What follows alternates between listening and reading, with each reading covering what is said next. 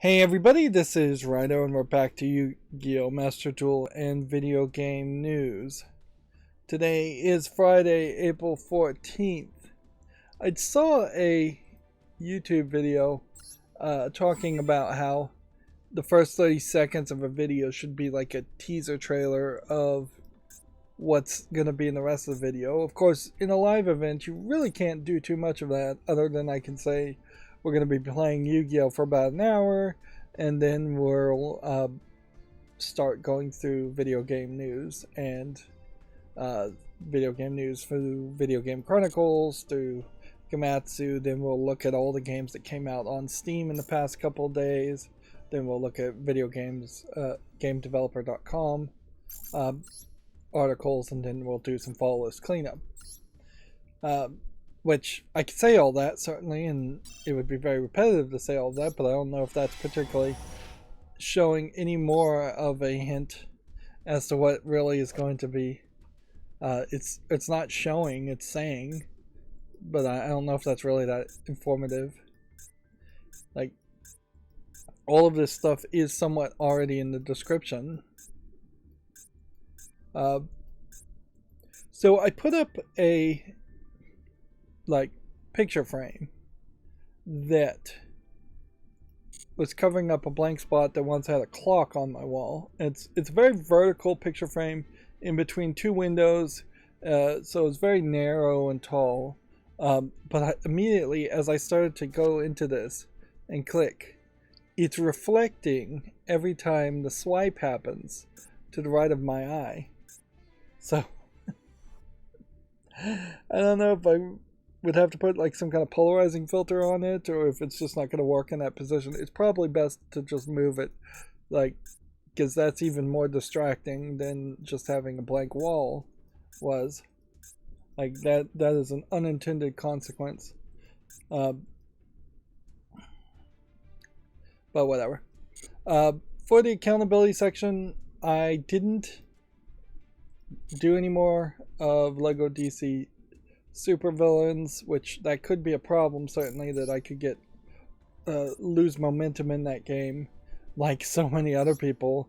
If you look at the achievements on Lego DC supervillains did, but yeah, I need to get back to that. But mostly I spent yesterday trying to get this aftermarket radio head unit installed in my car. And honestly, I spent most of yesterday trying to get the audio to work, and I was just about to give up after several hours when all of a sudden the audio started working. Inherently, in my radio, at least, there is what they call the amp C that turns on the amplifiers in cars, which are separate from the radio head units. Usually, or at least in this factory setup that it's in. And so, and there definitely would be an argument that if I was really just trying to get better audio, I would switch out the amplifier anyways, so that it would have a 5.1 surround sound setup instead of what is instead just a bunch of left and right stereos that go along the side of the car. One left front, left middle, left back type thoughts. But I'm not really trying to replace this because of audio concerns at all. If I was, I also wouldn't be installing a very cheap aftermarket radio. And cheap is relative here. Certainly that is something to also point out, that in reality, this is still the price of an Xbox Series X, effectively, or more, $500, $600 to do it cheaply, and easily $2,000, $3,000, $4,000 to do it expensive. Car radios have not gone down to a realistic price.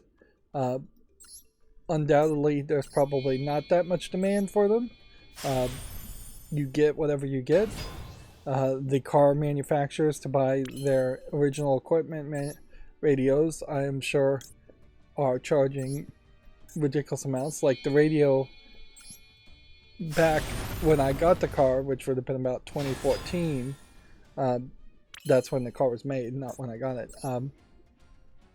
That the radio in it was like selling for $2,000-3,000, and even in 2014, it's not a good quality radio by any means.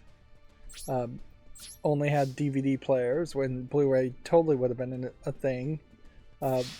Only has left and right.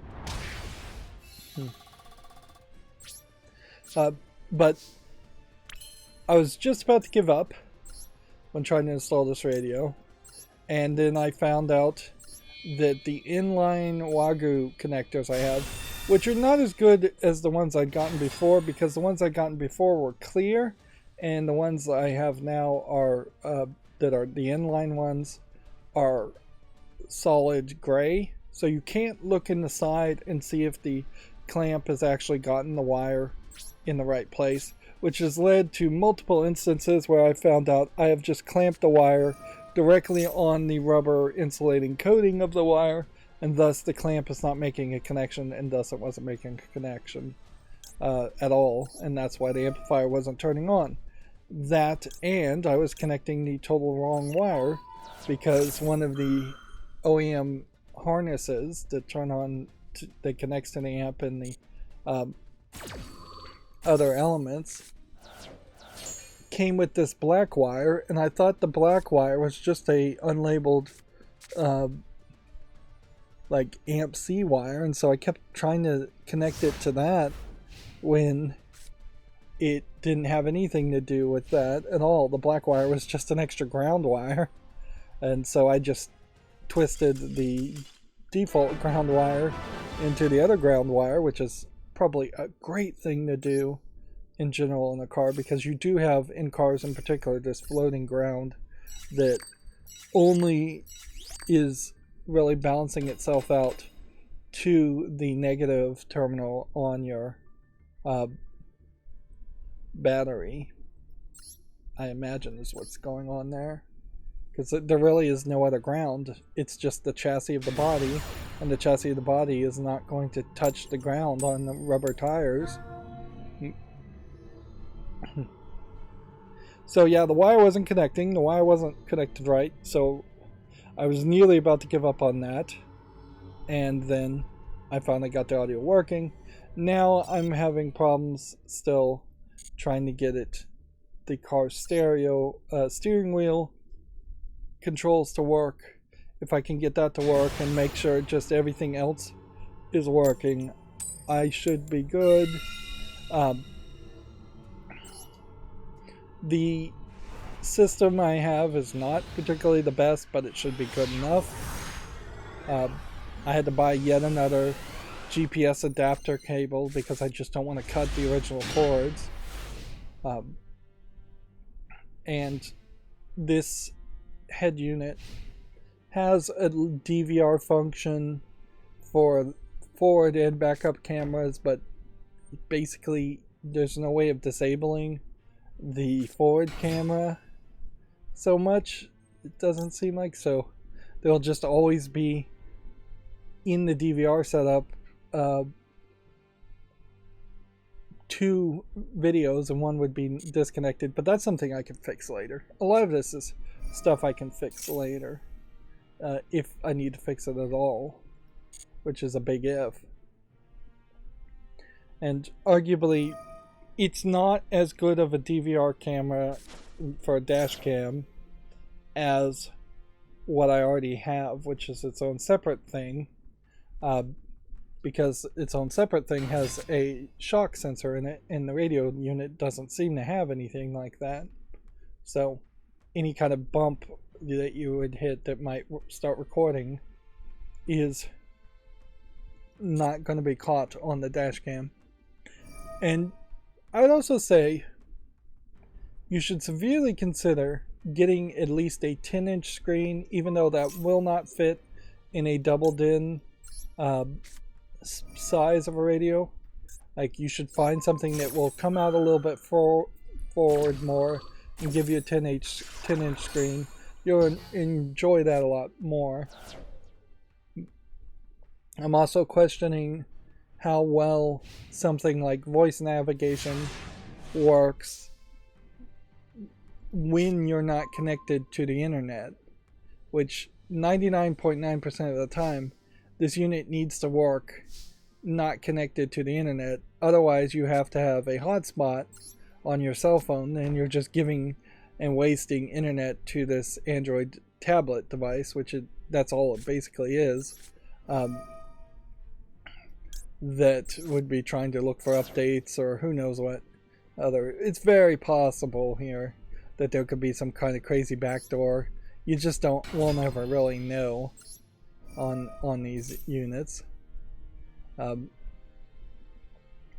But because it is effectively an Android operating system tablet, because the idea of an Android OS is not released yet as a concept, you do have a decent amount of just Google Play Store apps that you can install directly into it. On top of which you can use their old app, which is weird, because it kind of auto connects no matter what, to then connect to Android Auto, and then you can just have your phone show up on the screen, and it's just effectively completely changing the operating system from an Android operating system to an Android Auto operating system, which I have some complaints about that too, in that when it first launches up, it gives you 3 of your most recent tabs, when I would prefer to just have the navigation opened, Google Maps opened. Like, undoubtedly I'm asking for a lot, but I don't think I'm asking for that much as far as just getting it to work. And like, one of the things that it may very well work, but it may not work as nicely as I would hope, or with as any level of smoothness. It doesn't feel like it's incredibly slow as a tablet, but like 4 core 2 gigabytes I think is what it has, when you probably would prefer 8 core and 4 gigabytes of RAM. That may be even a little overkill though. The main thing is it's just going to boot up when it's fully turned off. I don't know how often though it's really going to be fully turned off though.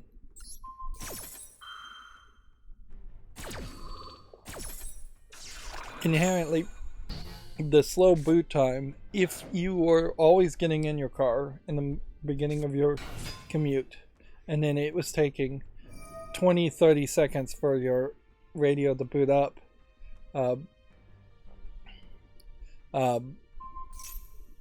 then your initial commute is turning on your car or waiting 30 seconds so you can then turn on your rear camera. We have the Great Lord on the chat, the Great Lord 123 on the chat saying hello. It is I. And then he asks, am I allowed to say hi 3 times again? No, not really. 1 hello per stream, please. So yeah, I spent a lot of time, and I'm learning a lot, certainly installing this new radio head unit, and I'm going to spend a lot of time and work on it some more after this stream, and hopefully it will all be done and working well. One of the things about the head units and using a Maestro RR adapter box to connect the digital CAN bus signal to the radio head unit that's not really compatible or directly controllable or compatible with the Maestro RR, is that there are different types of CAN bus settings, and I'm wondering if that might be a problem in the long run, or maybe I can get that. I'm hoping I can get it to work, but you're never going to get any special features. Like, there's definitely a driver I found for a different car from the same manufacturer that would look like you could then control the air conditioner via the radio unit, but you were never able to control the air conditioner in the original equipment, so it would make zero sense that there would be a feature there, uh, unless there was a better version of the radio unit that I had originally from the manufacturer, and there wasn't. I had the best that they had to offer. And inherently, this should be a thing. It should be super easy, and it should be a thing that people have been doing for decades now. That they've been changing out radios, and that it should be very standard, and that there should be a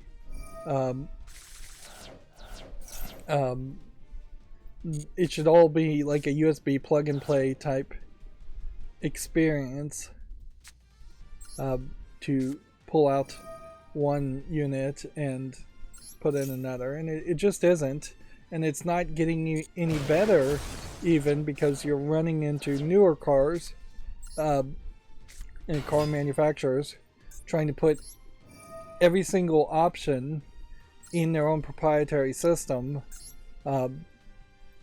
on the radio, and so controlling like the seating location and the air conditioner and checking on trip status, and everything should be in the minds of car manufacturers on that screen. And at some level that is true, that I'd agree with them if this was a whole brand new technology and those options never existed first, but there's decades of experience of wanting physical buttons so that you can have that heads-up display type experience of your head is looking at the road, not fiddling around 5 menus deep inside of a touchscreen.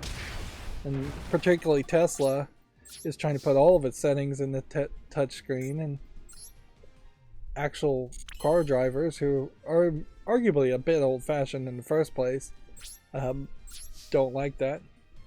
The Great Lord says on the chat, to be honest, I played a Tri-Brigade player today. Okay. I haven't seen a lot of Tri-Brigade players lately, and I do think that there probably is a better meta deck. I just haven't done the research. Like, Tri-Brigade died probably, I'd say 3-4 seasons ago at least, as being one of the top tier meta decks, and I just haven't stayed up with it and spent the extra time to try and craft and design a new deck. On top of which, I don't want to learn a new deck. I did, through another fan suggestion, make a deck that was different, and arguably if I learned it a little bit better and played it a little bit better, probably would have won a little bit more, but it had the inherent problem of that even Tri-Brigade has, in that it takes way too much time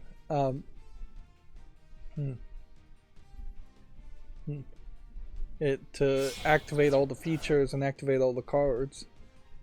The Great Lord says everybody just plays Terror Elementals, and see, I don't even know what that is. But that is the problem with higher ranked play, is that those players are in this feedback loop in which somebody with some level of success and some famousness amongst the group of Yu-Gi-Oh fans plays a deck, and then everybody else copies that deck, and then that is the majority of your main players at the higher ranks. And almost always it's a case where the new meta decks are based on some new cards that were just introduced, and then there's always just this power creep that happens and is only moderately controlled around card bans. Should be in the card shop. Alright, I'll check it out and see See what it looks like after this game. Not that I'll probably do anything with it, but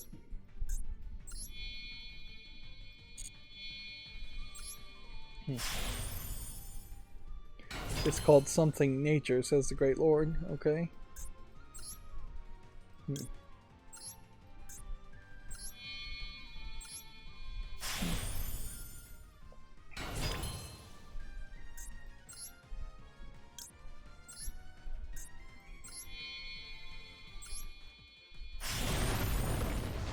Alright, let's see if we can destroy something here. One of these two cards should be destroyable.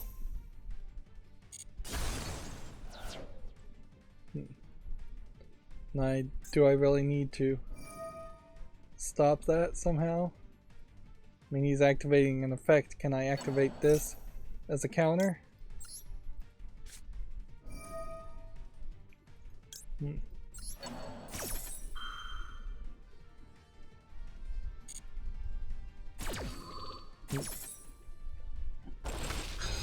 So yeah, fingers crossed as far as I'll get the I'll get all this radio head unit installed, and then it'll all work perfectly fine, and then I'll never have to talk about it or deal with it much ever again. I do have some slight concerns also on just how to wrap the cords and do that in a safe, fashionable, and non-rattly way, so it doesn't end up like causing the wires to come loose. But if everything works, I'd be glad to be done with it. At some point in the future, I will have to I would want to put a front camera on it, and arguably the front camera might be something more like a right side camera, so that you can better see cars that are coming to that. That might be a weird way to install one of those though, because those basically have to be wired and run in the rear view mirrors components, so that would be a little bit weird.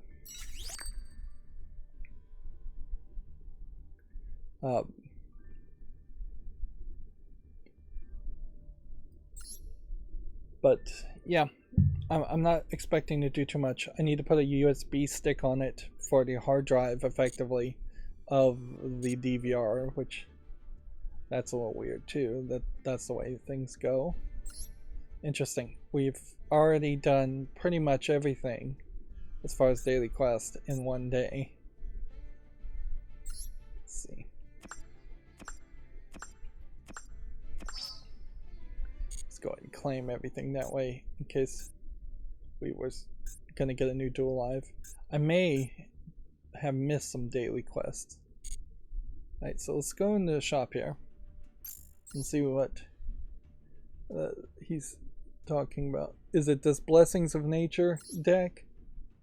Let's see. That looks like that might be it. And then the Great Lord said, did you craft all these cards? Yes. I definitely crafted all the cards. I have not spent any real world money. I've done daily quests, and I did craft the Zodiac Tri-Brigade cards in particular.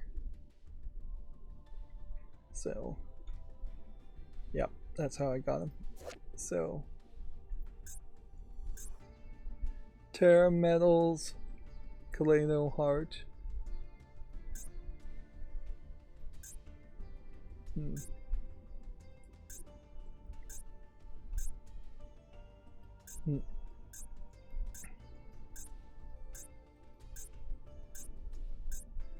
So yeah, this must be the cards that change things, because these are the newly added cards to this. This was the half Amazonians deck, which that caught my eye more than the Terra Metals characters did.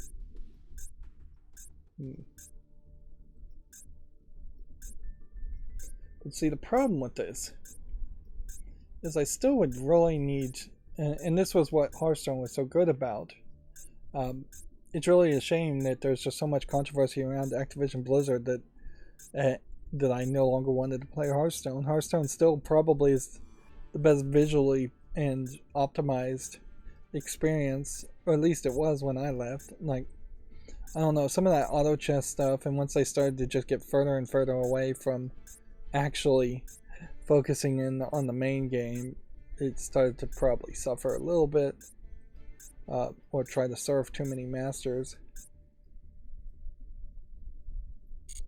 Right, so if that's newly added cards, there's 85 cards here. I'd have to basically have some kind of instructions, and I'd like to be able just to copy and paste a deck recipe from a website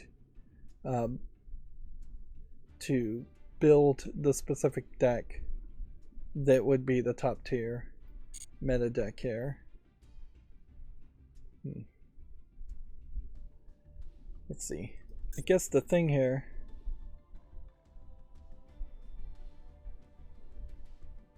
let's see. The Great Lord, I don't know why you want to hear no twice. I mean, I already put it in the chat, and the answer is no. Like there's almost never going to be a point where an exception happens there. Like, because the only time I would say, yeah, I would duel somebody is if I had just a ton of extra time. And I can tell you, I have not had any extra time to do anything in years. Like, it just doesn't happen that way because I'm slow and I don't have the energy for it. And I'm talking about how I'm going to spend the rest of this today working on radio unit. So the last thing I need to do is take on a duel. So sorry, I'll try to be nice about it, but yeah, no exceptions are going to really be made from the rules that are pinned at the top. And challenges do include challenges of games. Right, see.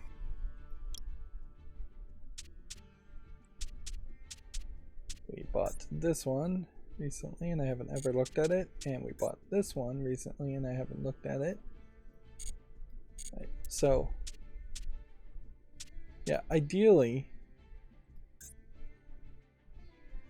you would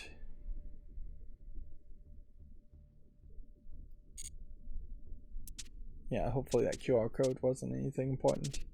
Yeah, usually you would want to be able to copy from something like a structured deck here, but then you would have to figure out how to search here, and they don't have names at all, so how in the world would I be able to figure this out? Like, you can add categories when you label these decks and make them public.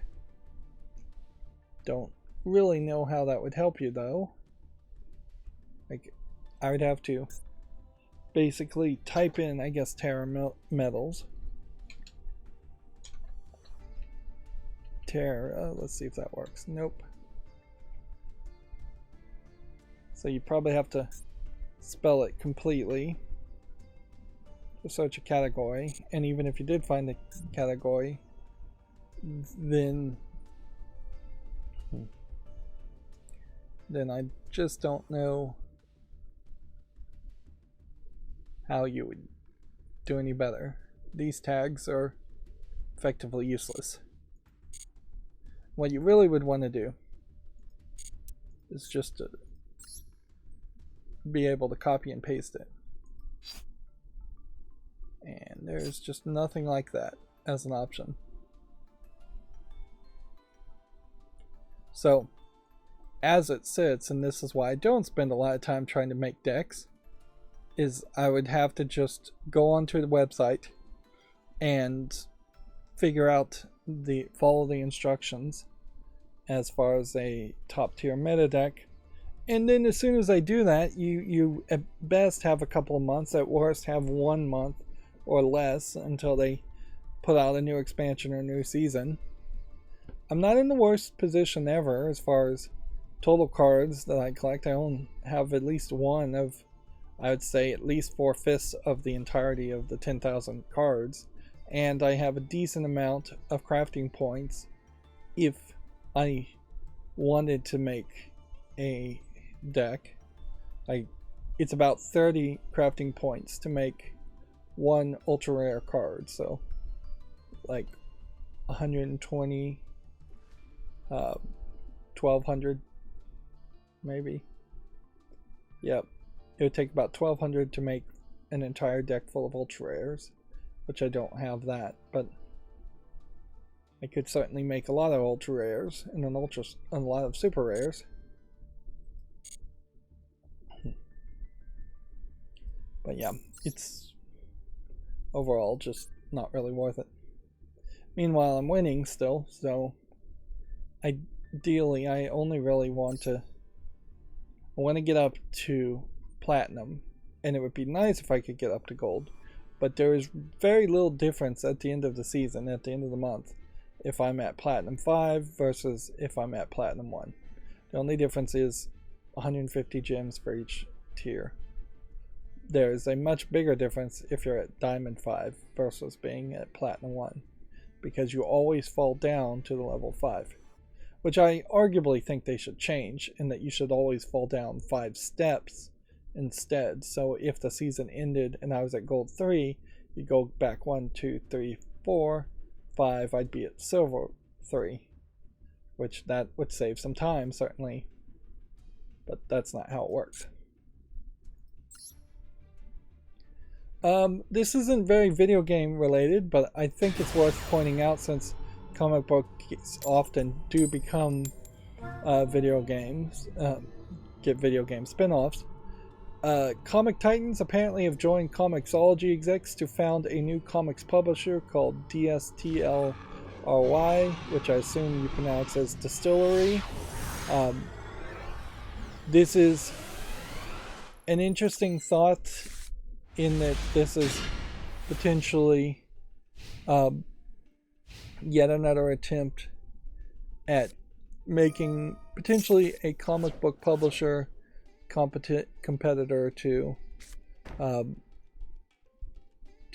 Marvel and DC. Of course, you have to remember that Marvel is owned by Disney, so at any point, if Disney felt threatened, they could throw millions, if not billions of dollars at the problem to destroy any competition, even if they actually felt threatened. And then DC is owned by AT&T, I believe, at this point, so AT&T could probably throw a few billions of dollars at the problem too, to fight them. Best case scenario, a new competitor would push Marvel and DC to have more variety in what they offer and embrace some optimizations as far as embracing technology and such, which almost certainly the Comixology people, execs, are going to push for more digital sales and embracing newer concepts.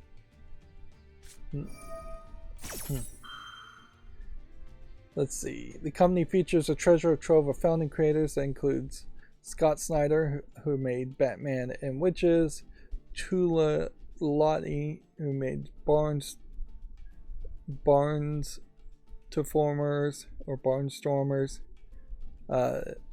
James Tynion IV, Something is Killing the Children, and the Joker War, Junko Mizuno, Pure Tourist,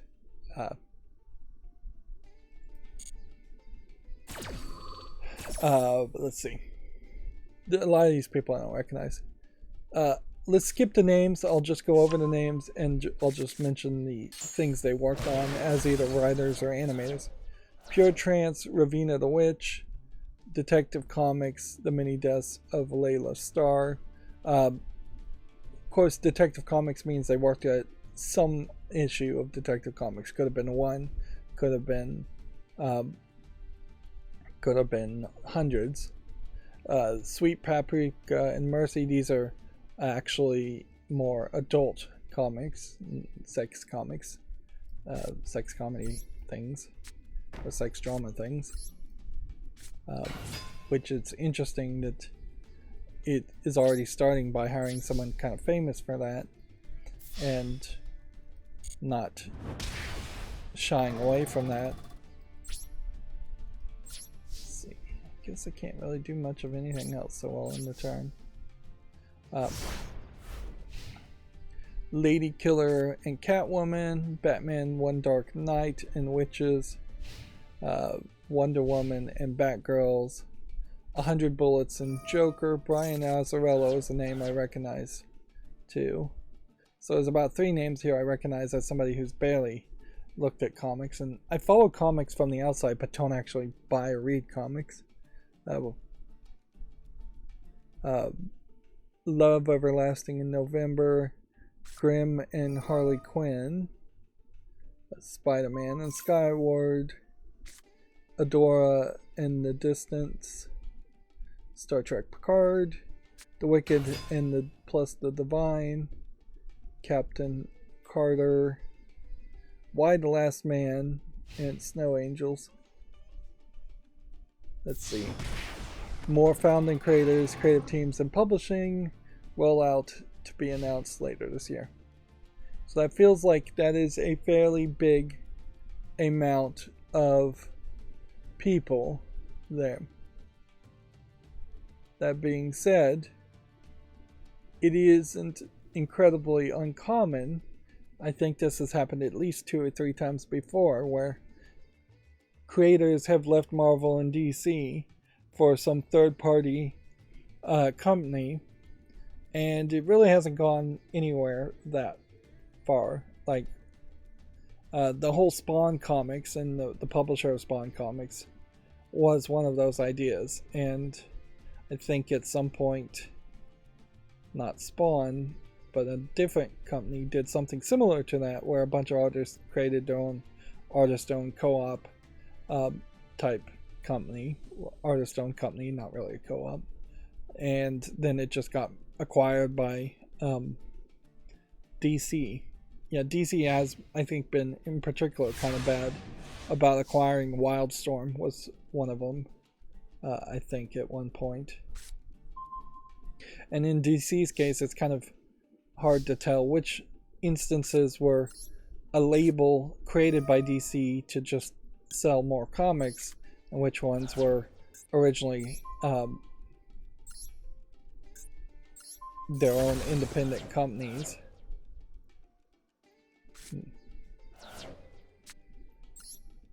Yep.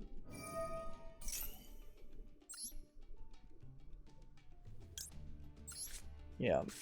So this could be an amazingly great thing, but also it could very possibly may lead to nothing, because inherently you have the issue of introducing new characters to a new audience and getting your comics on the shelves of local comic book stores, if local comic book stores are even going to be a thing, or getting the comics in front of people's eyes if you're going to try and do something digitally, which that is another thought, certainly, as to just how much and where are you going to advertise if you're going to go digital. Like, there needs to be probably way more angel investing than I'm ever going to be comfortable with around a new comic book company, that because they're going to need to try and sell their comics for several dollars cheaper than a Batman comic, and that's going to be tough. And I will say, even though comic book fans inherently do hate the management of Marvel and DC making ridiculous decisions, some form of management needs to exist. It can't just be all the artists doing whatever they want whenever, because inherently some of the things artists would want to do are just not going to fly, such as missing deadlines and having terrible quality art, or going down storylines that would potentially tank the entire company and create like massive cancel culture type backlashes. Not that Marvel and DC have been particularly good about avoiding those kinds of backlashes. Yeah, I guess I'm gonna just leave this as it is.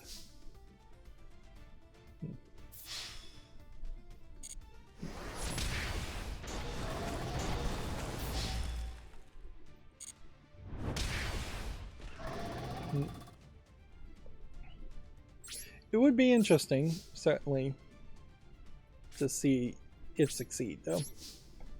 But it is also important to point out here that while some of these may be solely owned by the people that are joining Distillery, things like Batman, the Joker War, those characters from those comics are not coming over to Detective Comics. That is clearly going to be DC owned property. Sweet Paprika, or Hot Paprika in its French, less censored version, might come over. Mercy could come over, certainly, but both of those have already been published. Anything that actually would be published by Distillery would have to be either continuations of things that already exist, of characters that the artists wholly own the rights to, which very little of characters do, or it's all going to just be new announcements. Why the Last Man is finished and wrapped up, and I honestly don't think it wrapped up particularly well, even, so...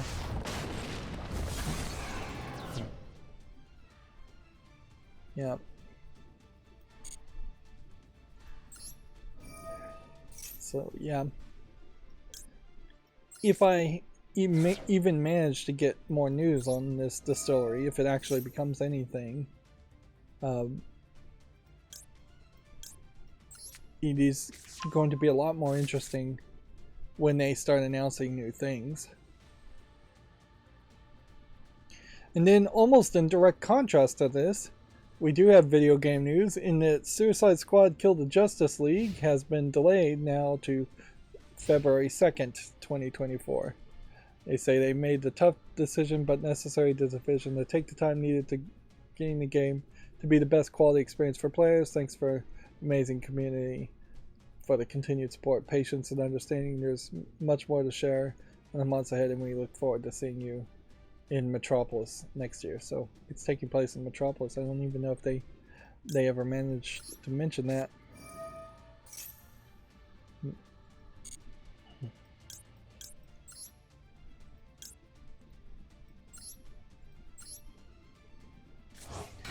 What they should have done, if I was going to throw out a bone here, is that they should have thrown out a bone and said, we're going to reduce the games as service microtransaction aspect, or at least rethink it.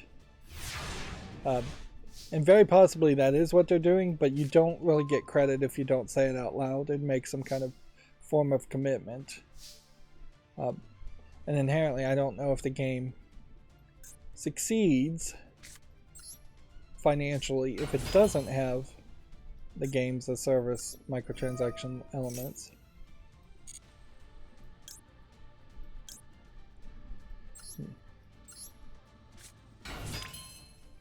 Alright. See if we can link summon using this, and this.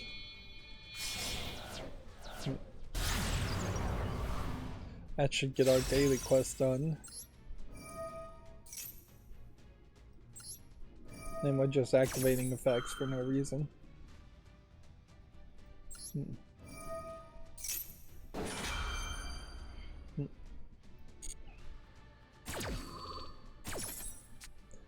don't know how much more video game news really has happened. We'll have to go through it and we'll have to see. I haven't heard of too much happening, but I haven't been paying too much attention. And obviously, if I was in the mood to play games over the past couple days, I could have done it, because I also have been spending a lot of downtime relaxing, watching Uncle from Another World on Netflix. I think that's probably a very interesting little anime thing. It feels like it's not a 4-comic web comic, but it definitely says web comic on it. And it is shorter episodes where this guy seemingly actually got isekai, sent to another world and given magical abilities, and it was there for his entire youth, and his body was like in a coma in the real world. And so now he is like this 40-year-old uncle that has come back to Japan and living with his like 20-year-old nephew, and he's telling his nephew and her wannabe soon eventual girlfriend, his nephew's eventual girlfriend, a bunch of stories, or he's actually showing them videos using magic of what he did in the other world. But the uncle is definitely a shut-in who is just obsessed with Sega and video games, and so his entire reference is from that. And he comes back and he's just using magic to be a YouTuber, and it's very silly as far as just like this guy has like unlimited magical power, and he's only interested in buying retro Sega games and making YouTube revenue, and he just doesn't realize throughout the entirety of the season, in the 13 episodes, that like every single female character in the other world has like a crush on him and was supposed to be some kind of romance plot, and he just doesn't interpret the situations correctly and thinks they all kind of hate him or don't have any level of interest in him. And so, yeah. It's hard to say anything really would spoil the story there, but it is a fun experience, I'd say, to watch. It does kind of never promise much as far as plot goes, but I could see some people being upset at the end of 13 episodes that this was one of like 15 years, that the first season was one of 15 years that he was in the other world. Because, yeah, there is, I guess, a bit of a mystery as far as how did he finally get back home, and were the love interest ladies for the uncle ever going to manage to get to Japan, and or was he going back to the other world at some point? Yeah, none of that gets resolved, and nothing about the nephew and his eventual girlfriend really goes anywhere. They're just not really a focus there. Like, inherently it is probably a web comic that has 6 to 8 panels for each gag that it does, and I wouldn't be surprised if there wasn't even that much of a connected storyline in the webcomic, and that the anime has moved further towards adding a storyline to it, a connected storyline. But it definitely feels like a show that's not really trying to go anywhere. It's like a Seinfeld-esque show about nothing type experience, where it's you don't really have to feel like it's going anywhere. But yeah, I enjoyed that.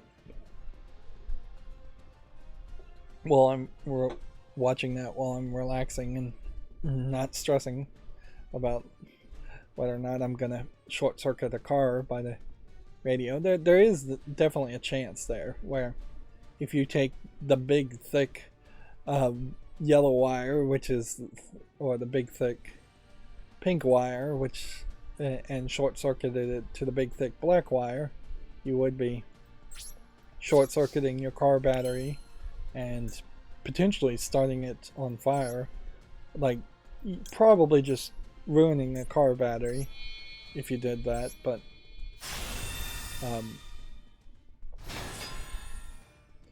yeah,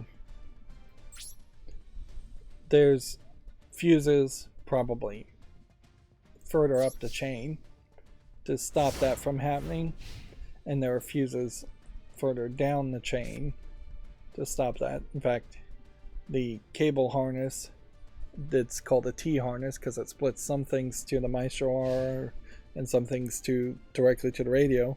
The cable harness has a fuse on it, and then the radio itself has a fuse on it.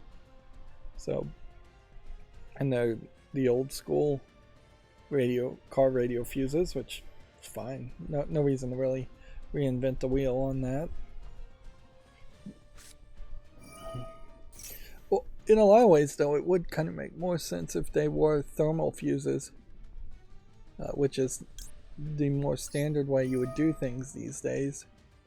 Is that you would have a thermal fuse in a circuit, maybe at 12 volts and very high amperage. Thermal fuses don't work, but most things have, instead of plastic fuses that you have to pull out and replace when they get blown, a thermal fuse that looks like a circular ceramic disc with two wires going out the bottom of it. It looks kind of like a capacitor, a flat capacitor. Not the tall cylinder capacitors you'd be used to seeing. I'm sure most people aren't used to seeing any kind of capacitors.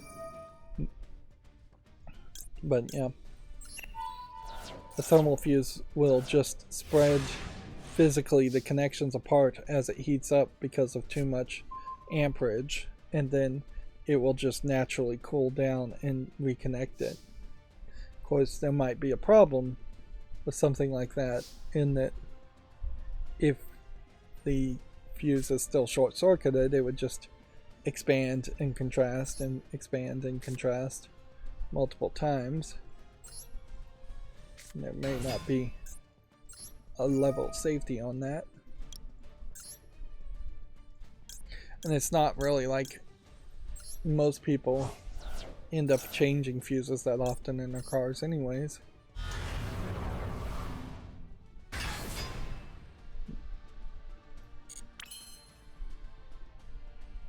Okay. Think we can win here, so we'll do that.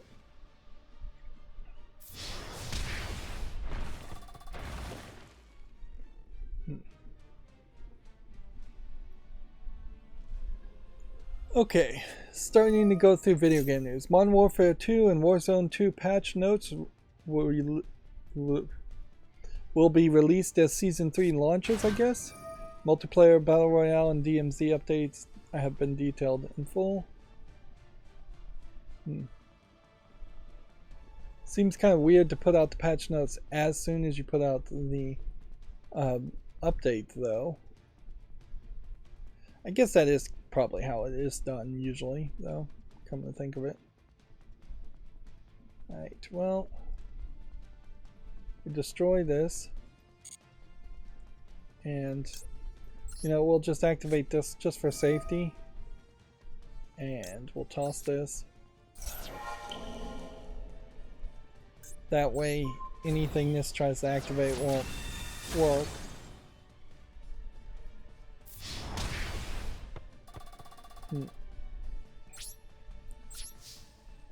Well, you survived.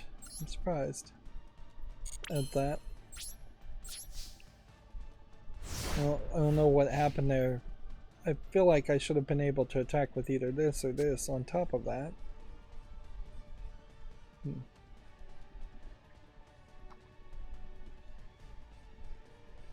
Let's see. This is an interesting choice in that they've used the exact same screenshot Video Games Chronicle has for the next article. Gamers have filed an amended lawsuit to block Microsoft Activision's merger deal or acquisition deal. The group's original legal challenge was dismissed in March. So, very basic,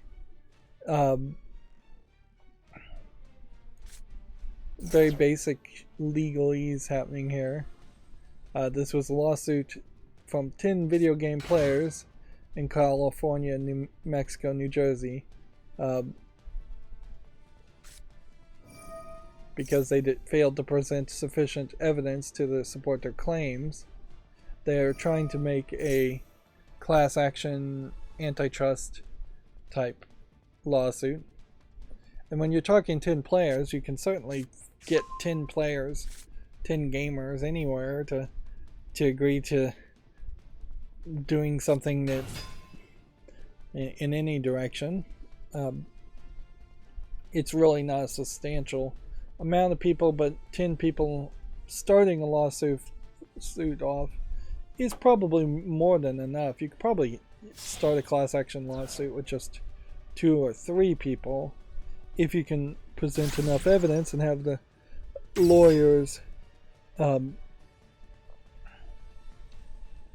show up. The lawyers present and do things. We have a Bryce Jr. on the chat saying hello and then love from India with the emoji of the Indian flag.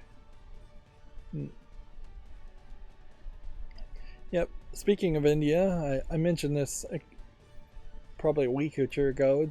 It's a real shame that game Raji was acquired by Netflix and turned into a mobile game. Very few people are going to see that game, whereas it was first advertising itself as it was going to be a big multi-console AAA looking game. It probably would have very much been a AA or single A game, but it would have been a very pretty game, and it would have been a game that was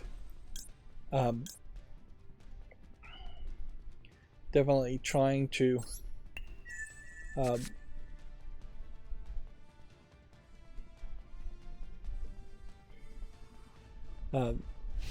definitely trying to be a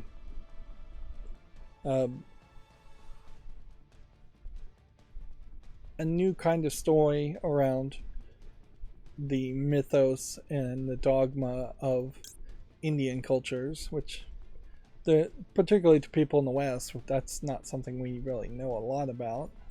As far as we know Shiva, and that's about it.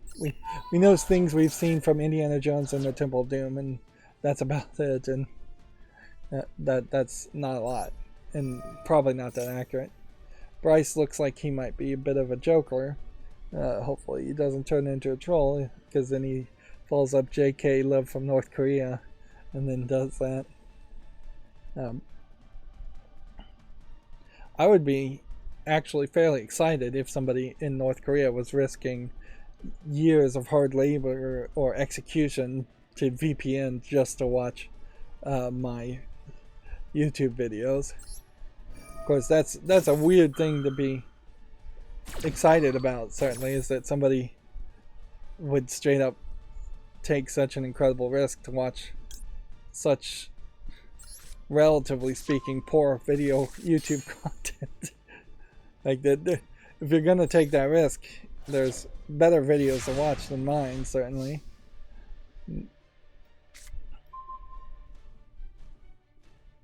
I always tease with the joking conspiracy theory that there's absolutely no chance this is true, but it would always be a funny twist if it turned out North Korea was this secret utopian Wakanda-like country, and that all the other countries around the world just lie about North Korea being incredibly impoverished and poorly developed, just so people don't try to flee to North Korea and live in that Wakanda-like high-tech, super advanced, full of resources country.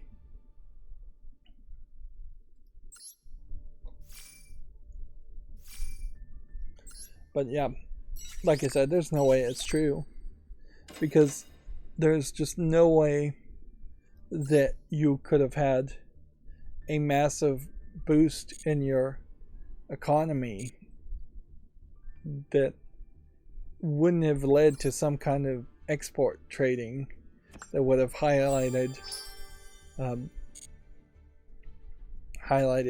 advanced technology. If you had something like in the example of Wakanda, they have that vibranium mines, and the vibranium powers like all their technology and makes them super advanced.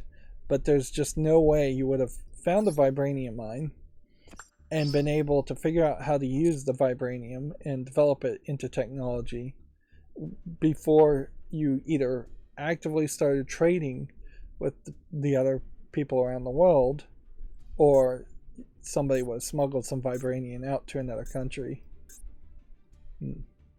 If it was something like there was a colony on Mars and they came across some kind of vibranium technology, then that would make some sense. But yeah, land borders just are going to allow smuggling to happen, and smuggling and spying. If you were your own island somewhere, and like, it's possible something like that can happen, but it's unlikely a isolated island would have the technology to mine and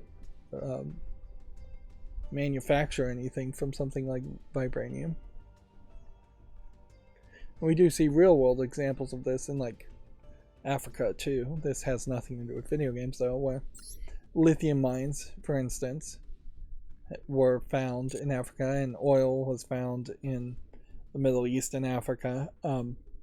And every time a resource-rich material is found in the Middle East and Africa, a more advanced first world or second world country comes in and starts building mines and refineries for those resources, and has to work with the locals, or abuse and use the locals to strip the countries of their resources and sell them.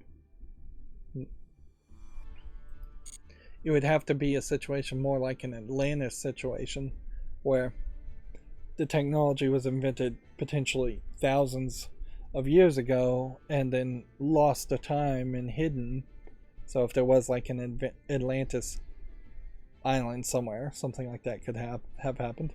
And I suspect something like that really has happened in the history of humanity, that particularly when you look at like the Dark Ages and most of history being written from the perspective of the Romans and then the British Empire from there, it is very believable that there were entire countries tens of hundreds or 100,000 years ago that had slightly more advanced technology that got lost.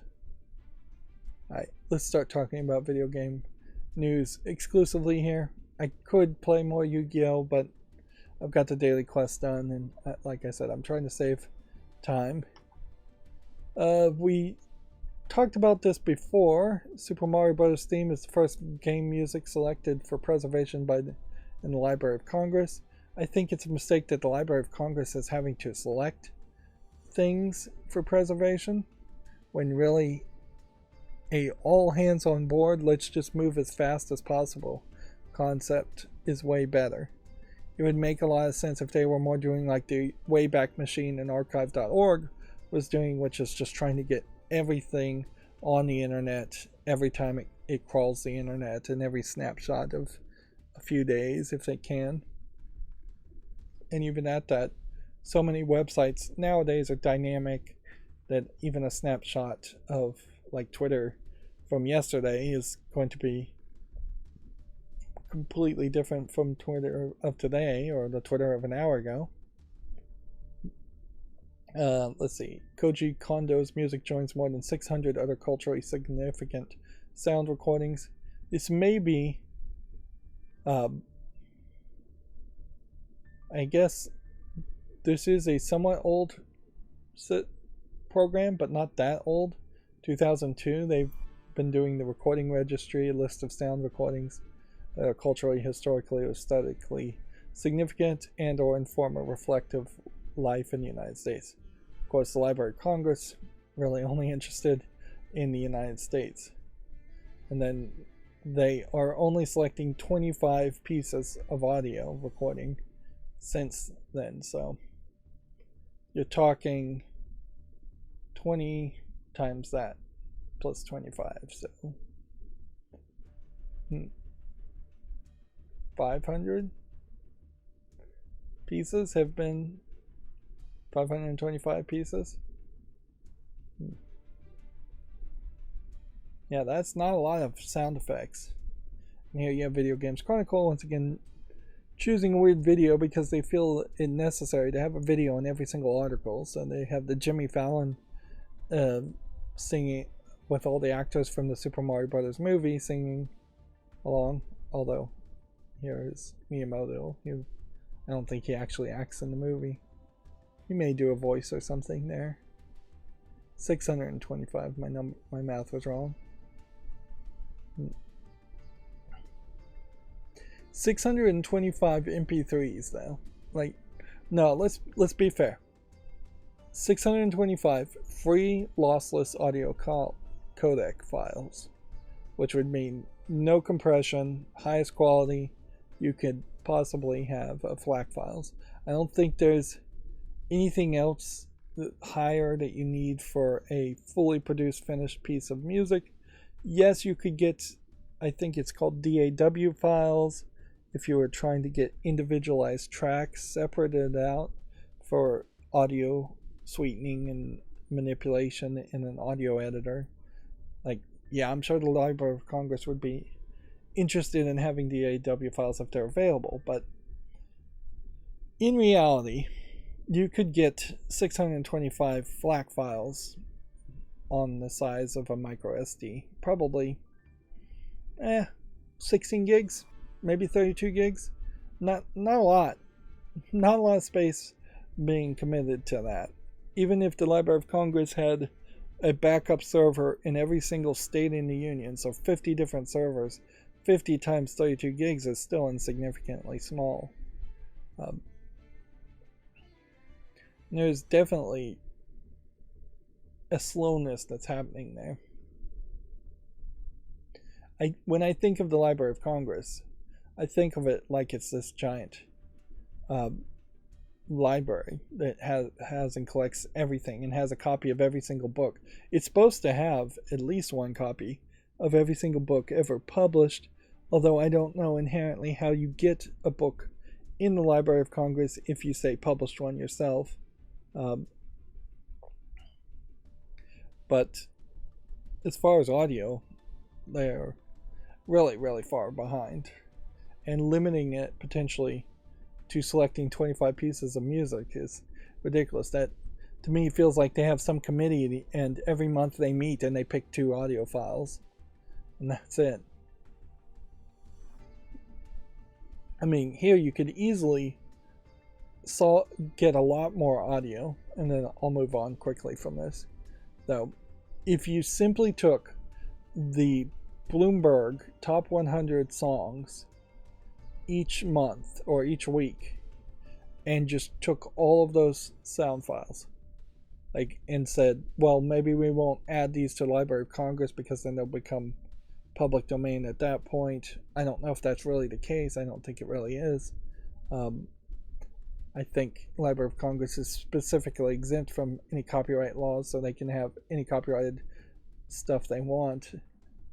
And there is definitely some pushes to straight up shut down some libraries. I've seen some stories of just, we can't, people in Texas and people in other right-leaning Republican-run states have been shot down in the courts as far as censoring what books can be in the library. So now they're just straight up trying to shut down libraries altogether, which is the ultimate form of censorship.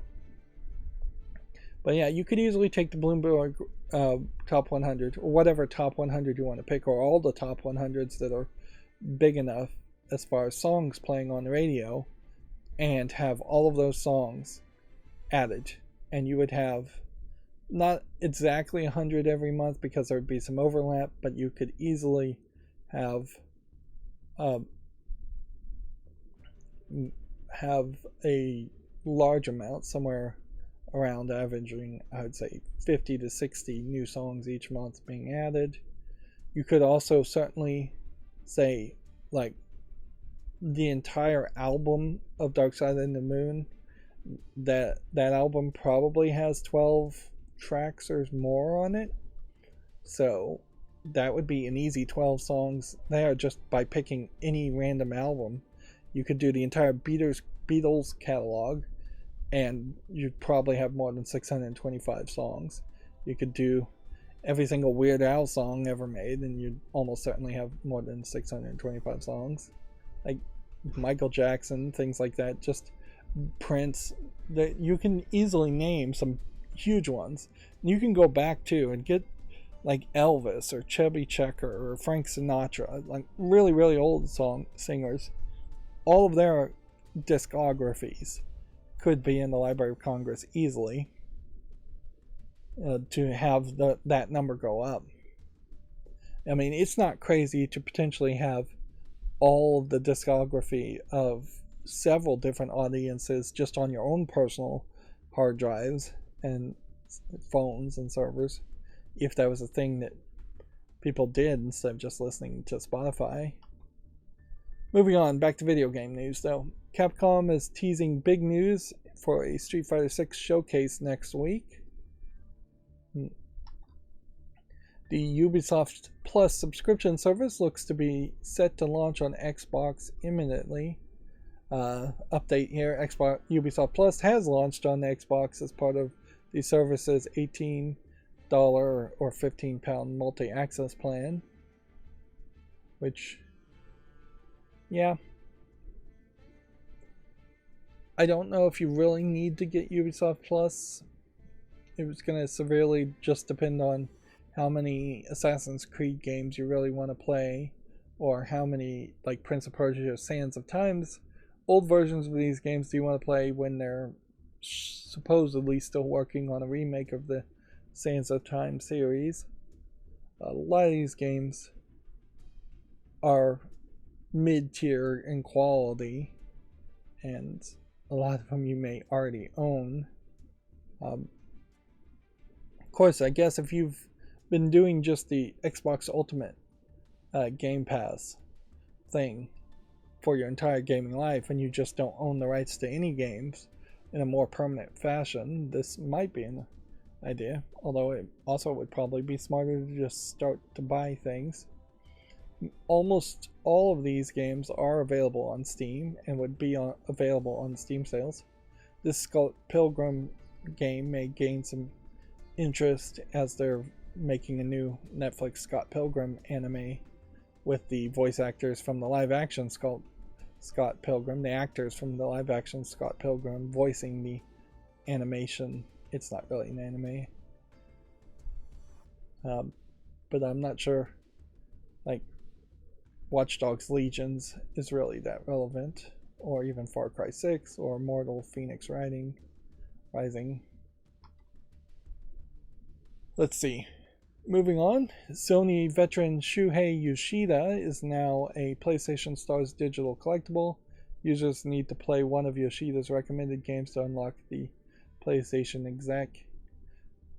This is, I think, part of this expanded concept that they're working on as far as having digital collectibles.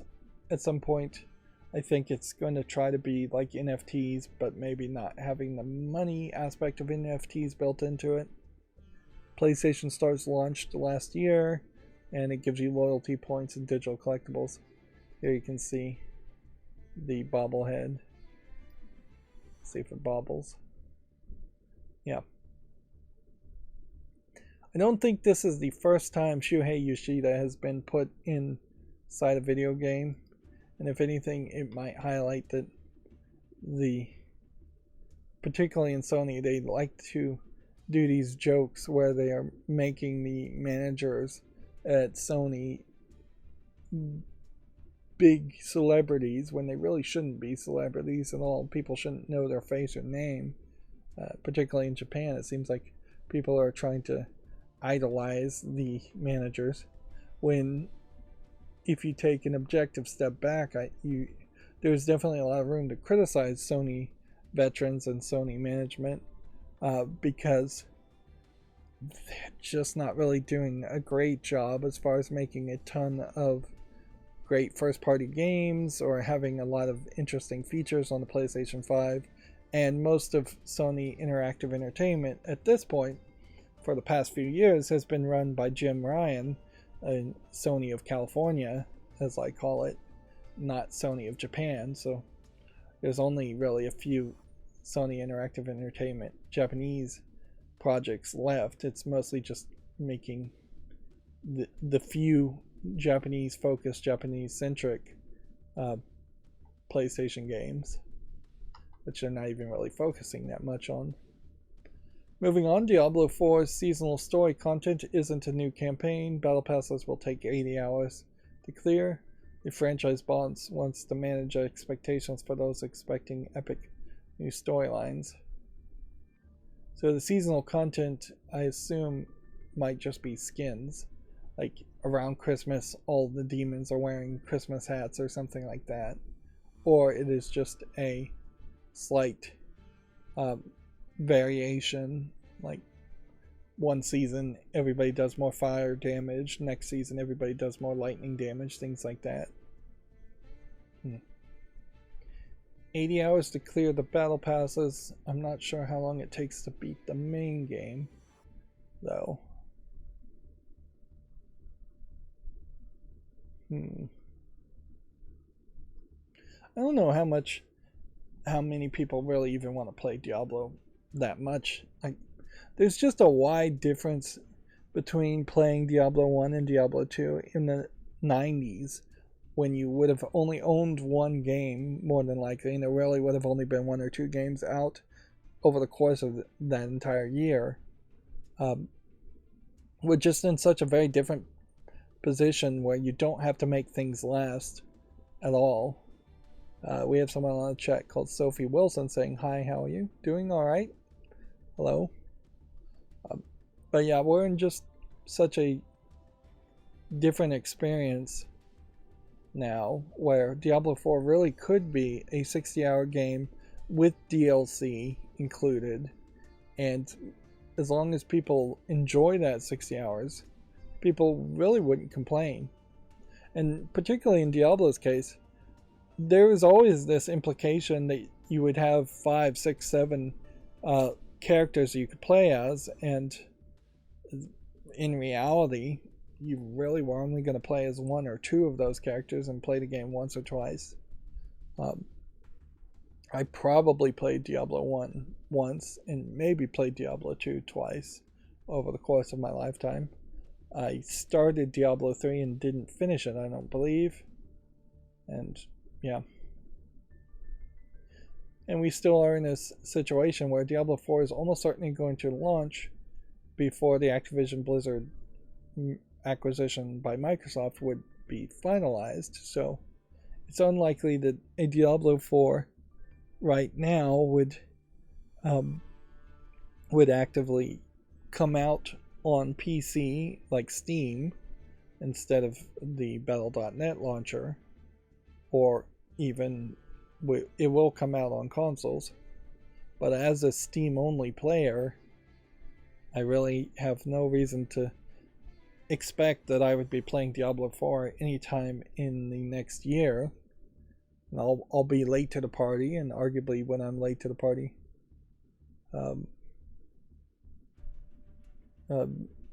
things will be different. Patches will happen.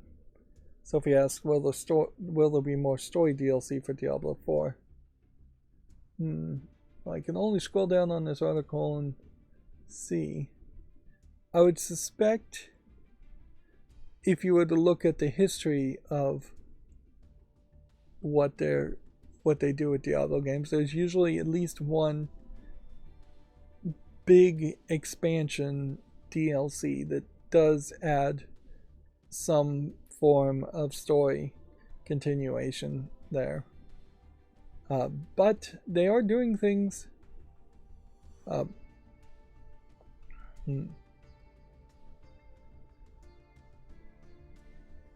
differently this time. So I'm not sure whether they aren't going to just overly focus on a game as service continuing experience so much that they never really put any energy into writing more story.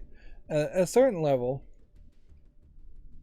we know the story of Diablo 4 is going to be exactly the same as before. You're going to start off fighting something weak, and then you're going to end up fighting something strong like Diablo, probably Diablo himself, or you're going to fight Diablo and then have to fight somebody even stronger than Diablo.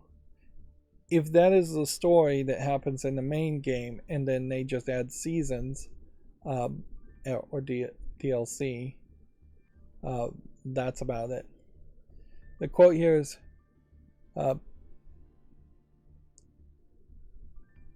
says seasons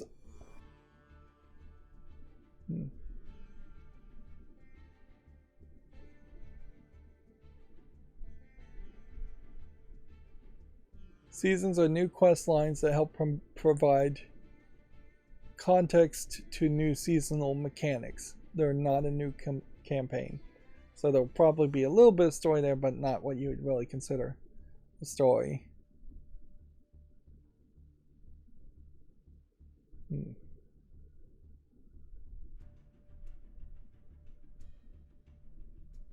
New quest lines would be available as part of the free path in each season and wouldn't require players to buy the battle pass to access it. The game won't be playable offline, which, yeah. So scrolling down here, it doesn't seem like there's a full commitment to new DLC story at this point. I wouldn't be surprised if there isn't really a full commitment there.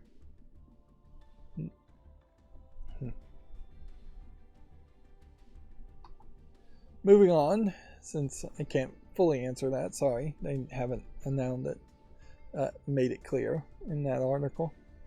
Hidetake Miyazaki has been named one of the Times Most 100 Most Influential People of 2023. He's only the second video game developer to ever be included on the list. He is the From Software president, and so he directed or had some hand in directing Demon Souls, Dark Souls, Bloodborne, and Elden Ring. So, yeah. And I guess the question is, what defines influential? Is being a director of a game company that makes games that people really like to play and receive well that influential? I'd argue it really isn't.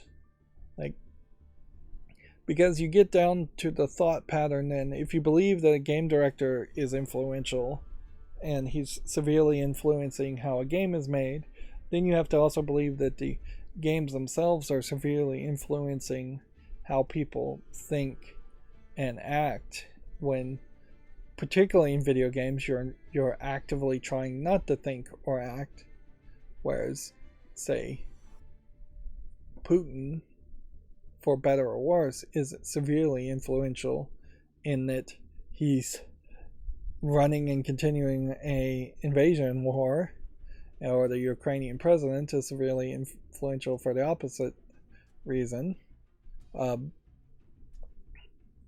I would think that is way more influential. Or a religious leader talking is way more influential. Trump is severely influential as far as it gets people thinking and talking. Yeah, I can definitely see why each year you could find 100 other people more influential than a game director. And that's not just video games, that's pretty much any artist too. Steven Spielberg is not anywhere as influential as other people are. And you could even say somebody like and these are all mostly negative examples, but Elon Musk, severely influential because his decisions, whether right or wrong, has severely changed and influenced how people feel about and whether people interact or not with Twitter. Moving on, how to watch the PlayStation's Final Fantasy 16 State of Play live stream today is an article at Video Games Chronicle. I imagine the State of Play, though, is literally just going to be a bunch of cutscenes and promotions for Final Fantasy 16, which at this point I don't need to hear much more around Final Fantasy 16. I'm going to wait till it comes out and see if Final Fantasy fans actually enjoy it in any way and how it gets reviewed. Warzone 2 DMZ players are unhappy with the new pay-to-win operator bundles, which, yep, anytime anything gets described as pay-to-win, that is a problem. What specifically makes them pay to win? Not sure if there's any more details here. Yeah. Bomb Squad bundle gives players a 4th active operator slot, which comes with a free medium backpack and a unique blueprint.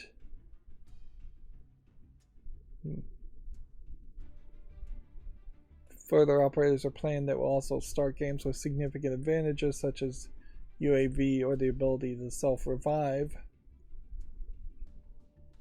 Yeah, that definitely seems pay to win when you start with a whole extra character with extra items.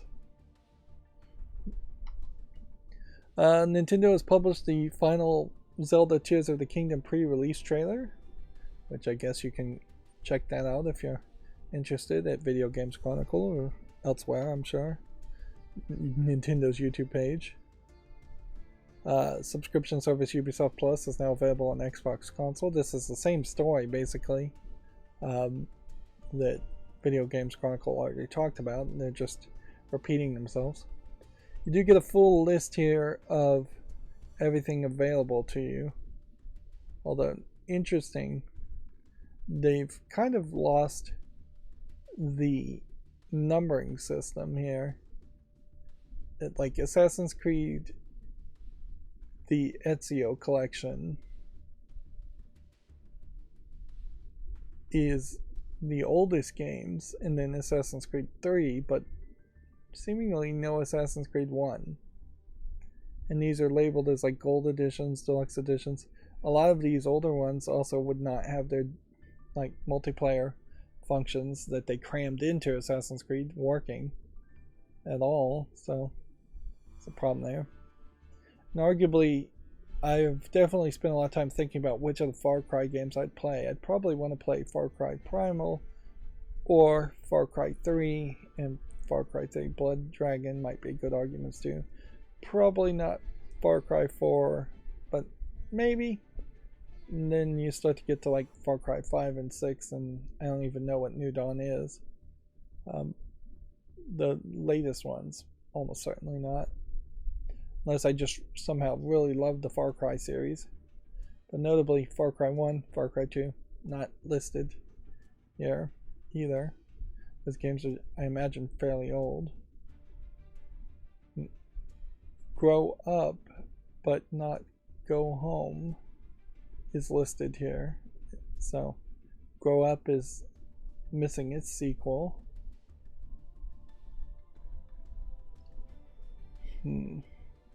Yeah, it doesn't seem like it's really that big of a list.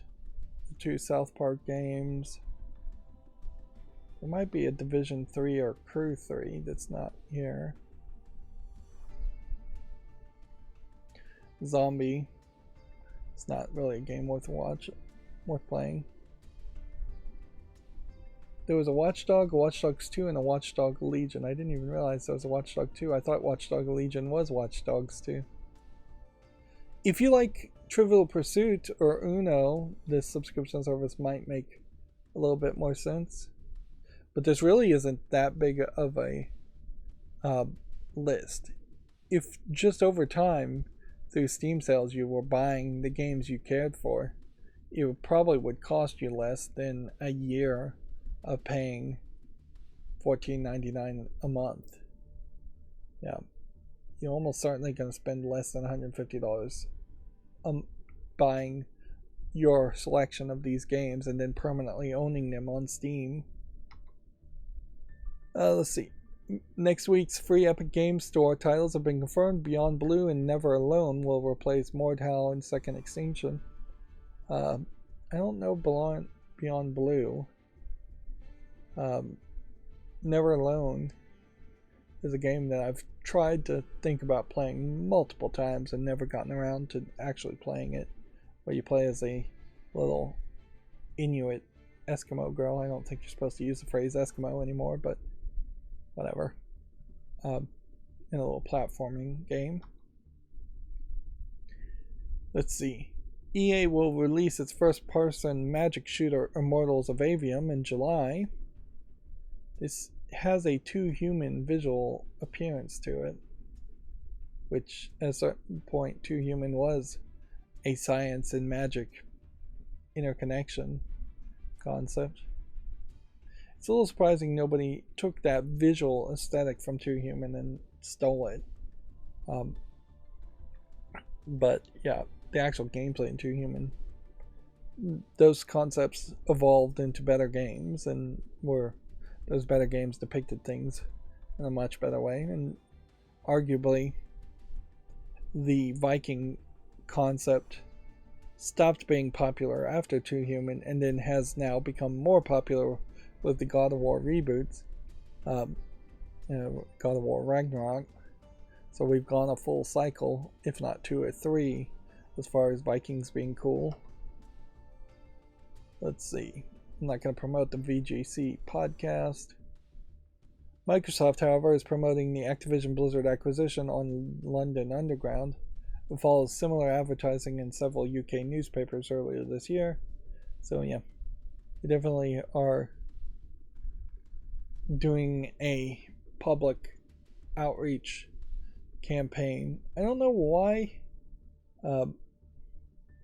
though Microsoft would feel the need to try to influence the public. Maybe the public really does have more influence around politicians in the UK, whereas in the United States they really don't have to do that, because it's probably just easier to influence / bribe the US Federal Trade Commission people. Moving on, we already talked about this, but Suicide Squad Kill the Justice League has been delayed to 2024, February 2nd, 2024. No real statement or commitment as to what potentially might be changed, if anything's going to be changed. If anything, it feels like it's just going to be polished and optimized. And inherently, I guess this creates a problem for DC if it takes too long, because Kill the Justice League is really not going to be part of the new era of Gods and Monsters that they're trying to promote at DC. Like, they basically are trying to wrap up everything as far as the CW shows that can't be squished into a new DC cinematic universe. They're trying to wrap up all the movies that have already been released or made, and then they're trying to start all over again and have a more combined, consistent experience. So this Suicide Squad, based off of Suicide Squad movies, no longer has a home or a place at DC. It doesn't really have to, but it's going to be weird if they released a new Suicide Squad movie and it is different looking characters or different actors being face scanned compared to this game. If this game particularly became popular and long lasting, which it's not really likely that it would be that long lasting. DC Comics is never going to be beholden to what's done in the video game anyways, at least not anytime soon. So they could make a video game set in an alternate universe just fine, even though I think DC is trying to probably avoid alternate universe stories. Moving on, Cliff Blazinski says to stay tuned for Lawbreakers news. The well-received game was taken offline in September of 2018. Well, the idea that 5 years later there would be a new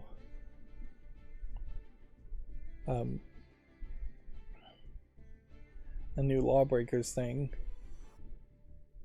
that would be interesting. It's kind of crazy that Cliff Bleszinski is even involved in video games. I thought he said he was going to leave video games and stop having anything to do with it. But apparently he says, just got a text about my lawyer about ... Lawbreakers, stay tuned. The team worked their butts off. I relocated many people from other parts of the world for it, and the internet was like, har har, it doesn't have enough players. Meanwhile, the studio creators and I have to deal with a year of crippling depression out of guilt. So, if anything, this is bigger news in the sense that Cliff Bleszinski seems to be once again dipping his toe into the video game world, which he has been in and out of being involved with video games multiple times. And honestly, if he wasn't a recognizable name, he should just be out in persona non grata, and nobody should fund him or let him back in for his own sanity, if for any other reason, because he really was one of these golden boy characters that got promoted like he was a genius game programmer who then was the Steve Jobs CEO of a very successful video game company, and honestly, really, he just, like most Steve Jobs type golden boy people, worked with a lot of successful people who did not get as much credit as they deserved, and whether he intended to or not, he ended up taking a lot of credit he didn't deserve from those people, and he got incredibly lucky in making Gears of War a very successful series at the beginning, at least. Meanwhile, Microsoft owns Gears of War and the company that makes Gears of War at this point, and Cliff Bleszinski has nothing to do with that. And if he's talking about things from 2018, that's probably about the last time he had anything to announce or do with video games.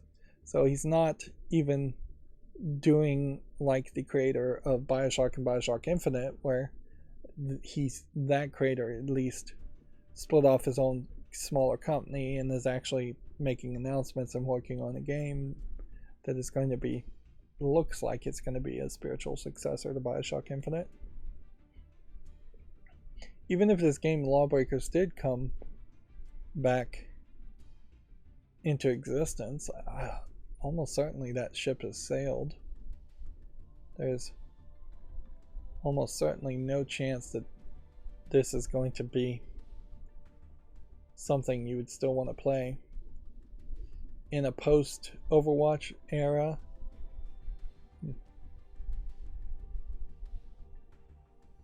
Running, gunning, grappling.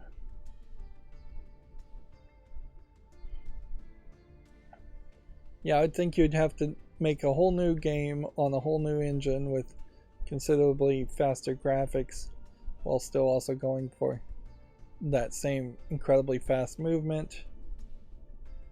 If anything, this might be a game that's kind of the opposite of something like Counter-Strike Go, that it might have been super popular, but being taken offline, now it would have lost its audience, whereas Counter-Strike Go was super popular and just left to be online forever, and that's why people still play it, is that it has become a very comforting, consistent experience. It's probably the exact same reason why people would still be playing like World of Warcraft, is that it's been up online the whole time. This is interesting. Bethesda has added de novo DRM to Ghostwire Tokyo, as it's confirmed Redfall will have it too. I don't see any reason why you would add de novo into a game that's already been released. That seems kind of crazy.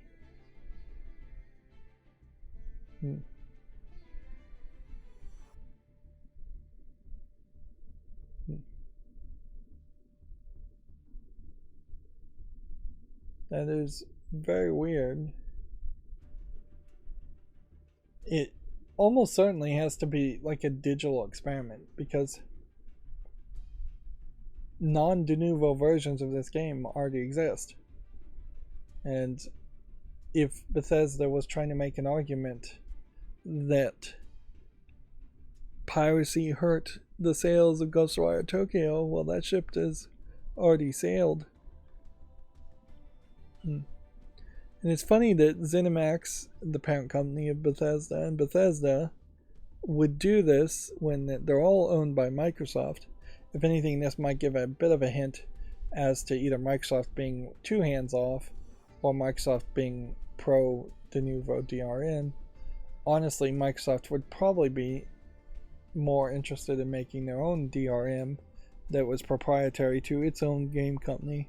Effectively, there already is DRM built into Xbox anyways, so having de novo instead of having a Microsoft DRM for PC versions of Ghostwire Tokyo doesn't make the most amount of sense. I don't think Ghostwire Tokyo is really a multiplayer game at all. I don't think it has any multiplayer feature. Capcom removed de novo just with a new update from Resident Evil Village, which that tends to be the way things go, is that de novo is in there in the game on day one and then removed after the launch window of 6 weeks to 6 months. It could be a case here, though, that the de novo was just found to be in Ghostwire Tokyo and it's been there.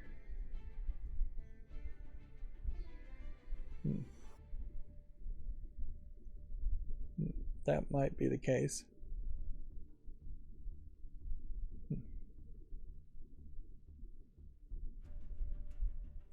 Well, moving on. The Mario movie is already on the verge of becoming the highest grossing video game film ever. And then the update here is the movie has grossed over 500 million, is now the biggest game adaptation of all time. Which, yeah, particularly for kids movies, it really is just recognizable. Anything with Mario, anything with Pokemon has a decent chance of making a lot of profit. And then when you think about non-kids movies, there really isn't too much of that. You can make an Avatar sequel, you could make a Indiana Jones 4 and try to make some money from that, but the vast majority of adult movies are standalone new titles that don't have any name recognition. That's why Hollywood so heavily relies on celebrities for name recognition and has created cults of personality around celebrities, which has not really helped them lately, in that every celebrity has shown themselves to be less than ideal as far as being morally righteous or stand-up people. Whereas a cartoon Mario, being animated, has never really done anything too horrible, throwing penguins off the side in Nintendo 64 excluded, or punching Yoshis in the head in Super Mario World. Let's see. A veteran voice actor, Matthew Mercer, confirms that he's playing Ganondorf in Zelda Tears of the Kingdom. The critical role in Attack on Titan star calls it an immense honor. So, yeah. It's kind of funny. You can be a voice actor and then be best known for being on a Dungeons and Dragons podcast video YouTube thing, or a Attack on Titan English dub actor. If anything, that probably screams that he hasn't worked that much in video games as far as his credentials, but I would have to really research that. That being said, Ganondorf also probably only says 2 or 3 things in the entirety of Tears of the Kingdom. I wouldn't be surprised if it's literally just grunts and this is stunt casting of a recognizable name. And I guess it's good that, at least for animated things and video games, stunt casting so far has not become the default, but it does seem like for video games it's becoming more common, and that's going to be a shame. A lot of better voice actors for video game characters are going to lose their jobs in favor of YouTube celebrities and people who actually are going to be worse at doing the job of voice acting. Moving on, Company of Heroes 3 has been dated for the PS5 and Xbox Series X and S. The Relics real-time strategy series makes its console debut in May. I would have sworn this would have been a re-release of an older game. When did this come out on like PC? In February. Interesting. So this is a brand new game, it just doesn't really feel like a brand new game. Just because I guess it's a war game and because of the cover art. Horizon Forbidden West Burning Shores launch trailer has been released, according to Video Games Chronicles, if you want to see that. Ubisoft has launched a closed beta test for its free-to-play first-person shooter called X Defiant, which, yeah, something like this would probably be a very close comparison to some potential new Lawbreakers game. A leaked Legend of Zelda Tears of the Kingdom advert has revealed new footage, if you're interested in looking at that. That's the last Video Games Chronicles article. So now we're at the Gamatsu articles. Amnesia the Bunker has been delayed to May 23rd. I think we had already talked about that. Street Fighter 6's showcase is set for April 20th. It's going to show off World Tour, Battle Hub, Fighting Ground, and some big news. A game called Stray Gods, the role-playing musical, launches August 3rd. It's a narrative-driven adventure and interactive musical game. It has an interesting art style. It almost feels like, not Rick and Morty, what? Venture Brothers in its art style.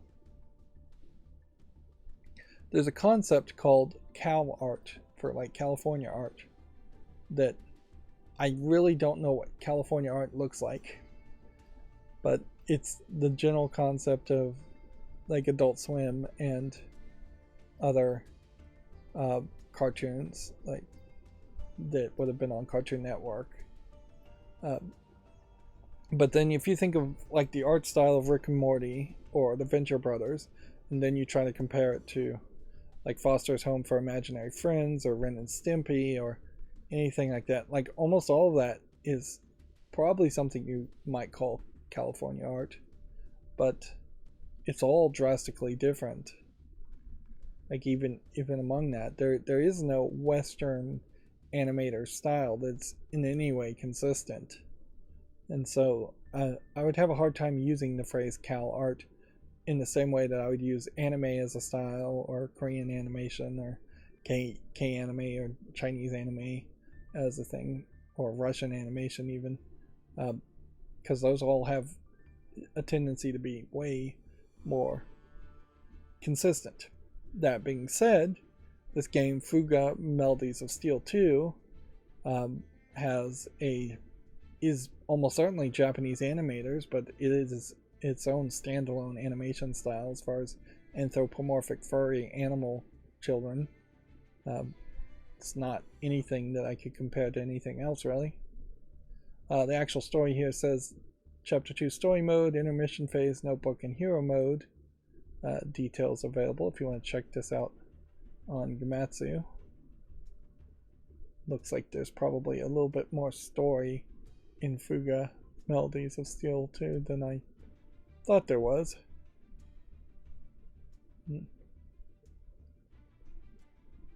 I thought it would have been a little bit faster of an experience where you were just fighting battles over and over again, but looking at this, it seems like there's a lot of story mode and some other minigame elements. Moving on, Shepherd's Crossing is coming to the West on April 27th for the PC and then later for the PS4 and Switch. Is this a visual novel? No, it's a farming simulation from the looks of it.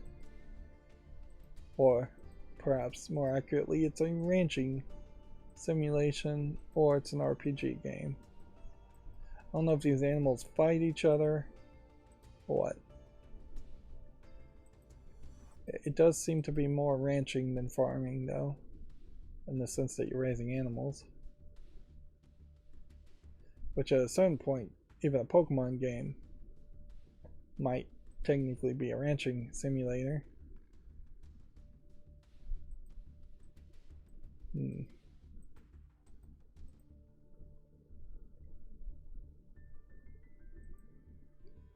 So I probably need to rethink what's going to get a YouTube short and what isn't. Like these things that have planned release dates of August 3rd, I'll put them on the fall list, but I shouldn't put them on this. Or April 27th. Yeah. I'll keep that one because that's not too far away, 13 days. But I need to figure out what a specific date would be, because I am going to inherently make these sorry, blur's on. I'm going to inherently make YouTube shorts earlier than 13 days from now, and then they'll air later than 13 days from now, which ideally, if I could automate the process completely, I'd have the YouTube shorts made instantaneously after I stream and then put out as fast as possible. But that's not how the YouTube recommendation algorithm works. So, and that would just flood both YouTube and my YouTube page personally with a bunch of YouTube shorts, more than I really would need. Then there would also be wide gaps in which nothing new would be said if I did it that way. So trying to spread them out as much as possible. Even at that, there's still probably 4 or 5 that are going to come out on daily terms, even when the scheduling is done right, and even more than 4 or 5 when the scheduling is messed up. Let's see, a game called Buccaneer has a PC version, so we can do a YouTube short on that. That being said, looks like English is not supported.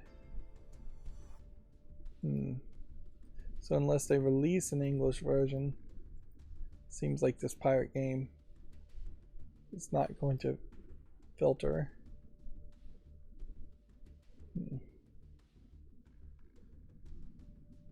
PC version will only support Japanese, Korean, Chinese. Kumatsu is more of a Japanese-centric website. They're describing it as a tower defense game. I didn't get that from the Steam page, but that makes some sense. A game called Ride 5 has been announced for the PS5, Xbox Series, and PC. It's due out August 24th. Seems like it's both Steam and Epic Game Store. Not sure if Ride 5 really is going to catch my attention much. Bunch of motorcycles.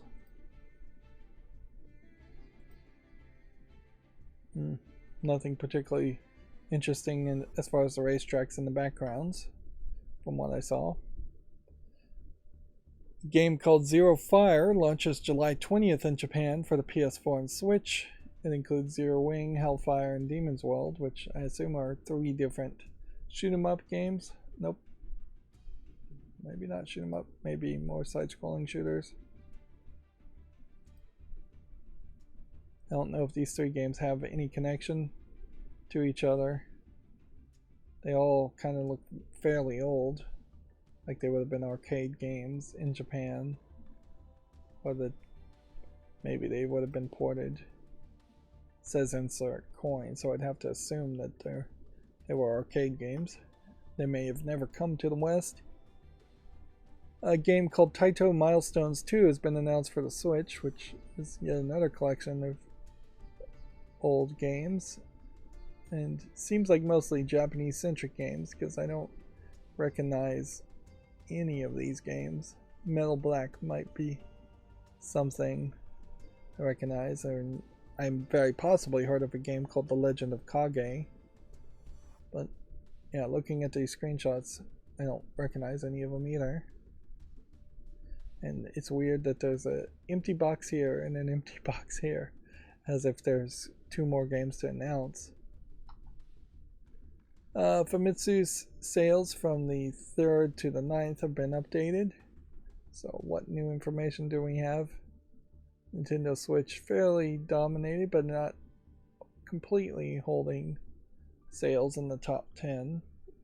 Resident Evil 4 for the PS4 and PS5 managing to make it, and then Switch owns 10 through 17, and then Hogwarts Legacy is on 18, and then Switch owns 19 through 22, and then Winning Post 10 is in the 23rd. Yep. That being said, even though software sales are much higher, week over week for a long time now, PlayStation 5 hardware sales have been higher. That is because PlayStation 5s are finally available. That being said, it still would take them another 1,000,000 units, or let's see, maybe another, almost 1.2, 1.3 million units to catch up with the OLED model, and that's saying nothing of the 19 million units of the original Switch model. Like, even if you combine the digital version of the PS5 with the regular version, the total sales are not anywhere close. So, inherently, for the PlayStation 5 to be seen as a success in Japanese people's eyes and in Sony of Japan's eyes, I would imagine they have to try to make an argument at some point that the lifetime of the PlayStation 5 overlaps whatever the Switch model and the Switch OLED model combined is, and whatever the Switch 2 is, and that they're going to win the race in the long run. Because, yeah, if the Switch 2 was released and it quickly also sold 25 million units, PlayStation 5 would be pathetically behind it. Of course, as far as overall sales, Xbox Series X and Series S is actually pathetically behind it.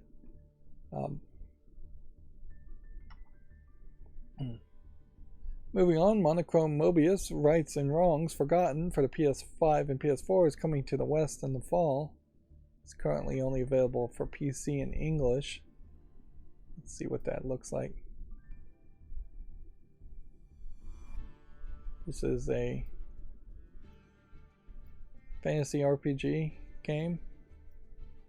We can see it's mostly positive, so I can go ahead and just put it on the wish list. So, yeah.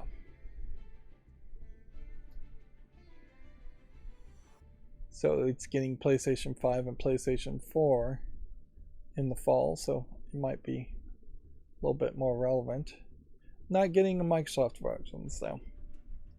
Which you definitely see a lot of that, where a lot of third-party Japanese companies, for one reason or another, don't bother to make Xbox versions of their games. And it creates this third-party exclusivity to PlayStation. So it definitely makes evidence to Microsoft's argument that there's no real competition between them and PlayStation. Let's see. Legend of Zelda Tears of the Kingdom 3rd trailer. We already talked about that, but you can also see it in English or Japanese on Gamatsu. Ubisoft Plus Multi-Access is now available for the Xbox Series and Xbox One, subscribing at $17.99 per month. Immortals of Avium launches July 20th. Let's see if we got some better screenshots. The thing about this game in particular is I'd hope it has some story in it, but I'm not really sure it is going to be that kind of game. I wouldn't be surprised if it is almost completely a empty story or very simplistic story multiplayer experience. Project Nightmares Case 36 Henrietta Kedward is coming to the PS5, Xbox Series, PS4, Xbox One on April 27th. It's currently available on PC. This game is already on my wish list. But it does, I think, deserve a spotlight, certainly, if it's getting re-released on console. Yep. So I'll give it a spotlight. X-Defiant Comeback and Deep Dive trailers are available if you want to check that out on Gamatsu. Company of Heroes 3 console editions launches May 30th. Suicide Squad Kill the Justice League has been delayed to February 2nd. Final Fantasy 16 State of Play presentation details and screenshots. Looks like that presentation has happened now, so we have some actual details. Yeah. You see a bunch of medieval fantasy imagery. Nothing too amazing here. If anything, I guess it's kind of nice that there's smaller heads-up displays, so it's not filling the whole screen with heads-up display, but they are filling the screen with a ridiculous amount of visual effects, and it's not any better here. I assume this is an action-based game and not a turn-based game, so maybe it doesn't matter that much that it's full of visual effects if you're just button mashing, but I don't know if it really is the kind of game that would allow you to button mash.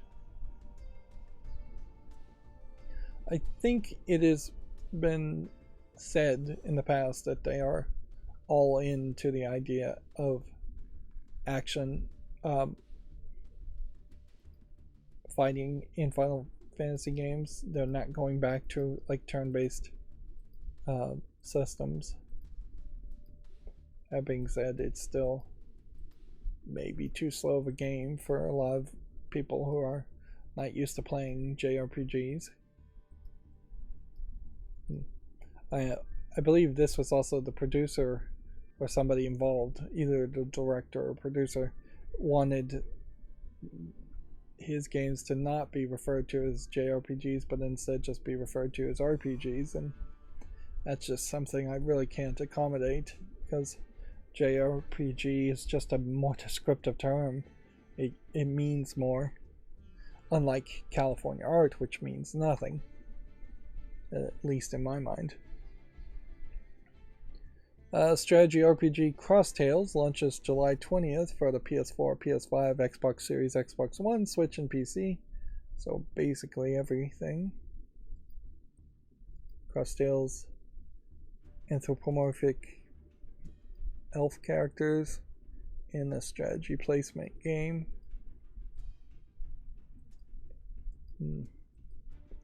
Definitely doesn't look like the kind of game that would interest me, but there definitely could be an audience here. Certainly. I have no problem with cat girls by any means, but strategy placement games drive me wild. Let's see. Is this coming to Steam? Or is it coming to some other PC platform?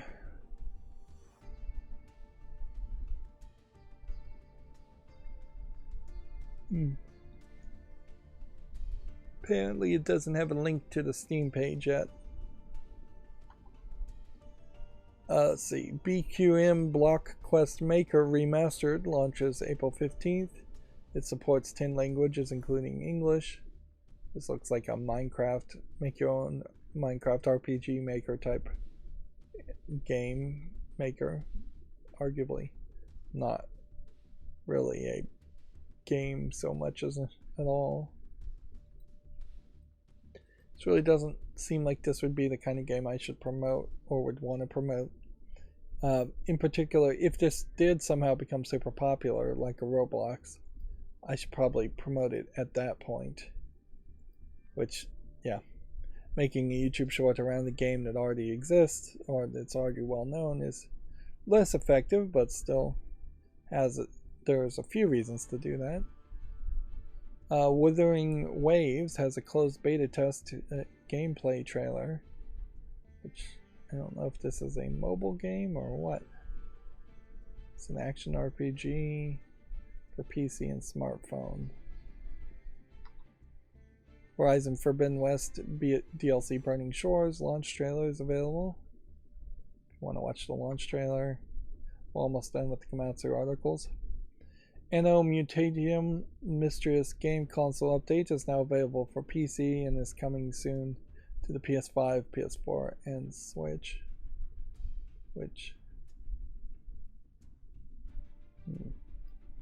If there's a new update, then this, I think, does probably deserve another promotion. Inherently, YouTube Shorts are just getting bigger and bigger. I'm just making more and more of them, and I am effectively promoting things whenever they get a update or whenever they get a launch or near a launch. It's very believable that the entirety of my live streams could just be focused on new announcements of new releases for some months out of the year. Some months, though, there would be nothing released and it would be very slow. It'd be very inconsistent.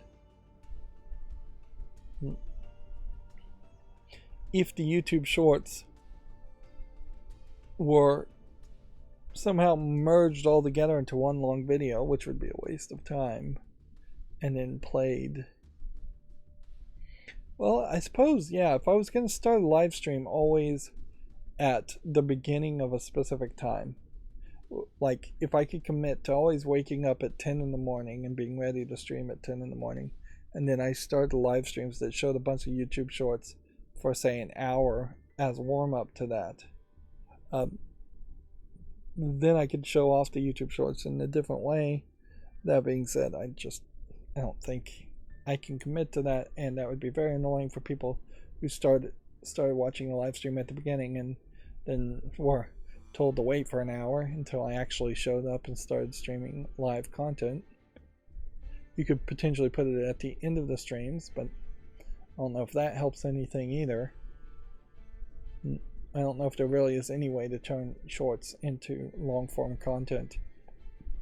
Whereas you can take long-form content and cut it up into shorts and make some somewhat decent transition there. Moving on, Remedy Entertainment has updated its logo for the first time in over 20 years. A fresh and refined look for Remedy Entertainment. I don't know why companies would ever change their logo unless for some reason they just cannot maintain a trademark or copyright.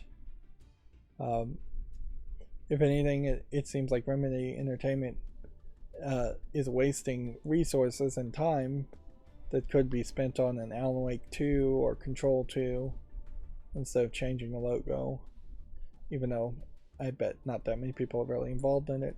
As for a logo here, this actually looks pretty awful. The idea of there being basically a door to an R that is behind the original R, and the original R being cut, just doesn't make any sense. It doesn't make the letter E, where you could potentially have cut the R and cut the second R so it would look like an E, but I don't know why you would do that either. Like, it's a terrible logo. I don't look at this and think Remedy at all. I don't think it does anything as far as the word remedy. I don't think it spells out remedy. I don't think it makes an interesting shape or creature or appearance for this. It does seem just really, really bad. Moving on.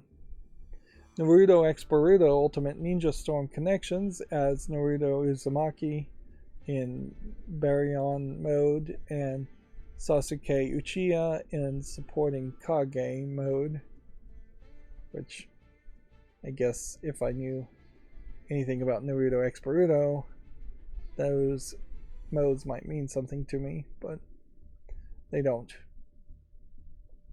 if anything, I have to say it was a complete failure to watch all of Naruto on Netflix a month or two ago, in that it did not inform me at all about what Naruto is at as far as a character, or who Boruto is as a character. I assume this is Boruto. I assume this is one of Naruto's kids. Yeah. But yeah, watching the original Naruto things and a couple of the Naruto movies does not get you anywhere closer to understanding the video games based on Naruto now, which inherently I think means that in the West, where you can't, I think, easily and legally see Boruto airing, I don't think there's a way to see it at all. If there is, it's on something like Crunchyroll that I don't look at. Then these video games that are getting released in the West seem to have no connection to what an average Western anime fan might be interested in. So it's really no surprise that a game like this has very little chance of succeeding in the West, because there's just no supporting animation to it. I don't even know if Naruto X Boruto or any kind of Boruto manga have been translated and released in the West, and even if it had, that's not going to be particularly that popular in the West. Western people don't read manga. Moving on, Brave Dungeon, The Meaning of Justice is now available for Switch and PC. It was first released in early access in February of 2022. Let's see what it looks like on Steam. If it's got a Steam page. It's already mixed reviewed. And looking at it, I'm not seeing anything here that looks amazingly interesting. Yeah, it just looks like some cat girl characters in what I would generally describe as something close to an RPG Maker game. If anything, it might be worse than an RPG Maker game.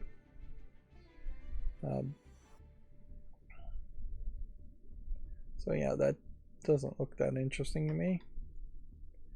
Exoprimal launch content has been outlined following the open beta test. Post-launch updates include collaborations with other Capcom titles. There's a whole list of stuff here if you want to check that out on Gematsu. And then our last Gematsu article for today is the Redfall character trailer for Remy de la Rosa, which, yeah, I think it's probably too little too late for them to do character trailers around Redfall to make people interested in actually playing Redfall. I don't know what they could do to make people interested in playing Redfall. If I was the person in charge, I would probably say, you know what, we're going to publicly cancel Redfall and say you don't get Redfall. And we would try to do a publicity stunt by publicly canceling it and saying we're not going to make it at all, and then re-announce it and go, by popular demand, we've saw the player feedback and that there was enough desire for the game, and we're going to bring it back, and then they'll start a whole new launch thing. Plus, if you publicly canceled it, you could buy yourself some time to work on it instead of publicly delaying it. Of course, if you did a publicity stunt like that, you'd have to do it fairly quickly before you have a shareholders meeting, and you have to tell the shareholders that this is all a ruse and it's a lie. And even at that, the shareholders probably wouldn't be very happy with you. So you basically would need to own and have a private company to do something like that. But that would be about the only thing I could think of doing, is to make a game desirable by taking it away from people. Maybe you could try something a little bit less extreme and say the game will only be playable online at specific hours of the day. Round trip, yeah. I don't think there's quite enough game. Now we're going through games that have been released on Steam. Is this in English? Yes. It is Blood Flowers.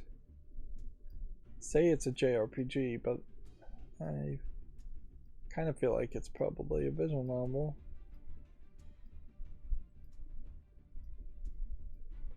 If anything, it feels like more of a point-and-click adventure. Well, we'll give that a chance. Alright, next we have our first adult game for today. Insect Simulator Dash the Private Jet. 3D CGI characters on a private jet, which really leaves it down to being only a couple people possibly involved. Really looks just like two characters. $2.39 English only. Nothing particularly special about it. And I guess the Mile High Club concept is kind of interesting, but I honestly think it's probably just an interesting if you're involved in it more than interesting if it actually to watch other people do it.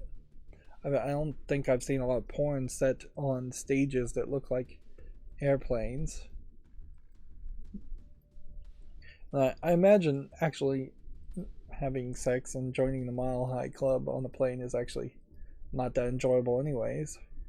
It's just something that's been fetishized as a concept. This next game is called Sweet Office. It too is an adult game with flat 2D anime girls with big breasts, anime office ladies, really, it looks like. And there is definitely something to be said around the office lady outfits looking very similar to the high school outfits that anime characters work. It's basically the same thing. You have a button-up shirt very often, and a tie or a bow tie, and a jacket, and a skirt. There's really not too much difference. This is just a slide puzzle game for 89 cents. Doesn't look particularly good. Claims to support 103 languages. Yeah. Here we can show this off. It's like, yeah. Technically, I would assume this is an office lady character, and actually the animations aren't even animated quite like this, but this really isn't too different from what you would expect a high schooler, an anime high school character to dress in, which then throws Steam's no school outfits requirements out the window. But I do think at this point we can assume they have been thrown out the window anyways. The only thing I would say that really highlights that this is office worker outfits is that this lady is wearing pants, slacks instead of a skirt, and this is a flat skirt and not a pleated skirt, and she's wearing pantyhose there. They're trying to, I guess, go for multiple fetishes and multiple ways things go here as far as these outfits go. Yeah, overall though, not really a game there. And then apparently some of these things were not loaded as far as games that came out on Steam.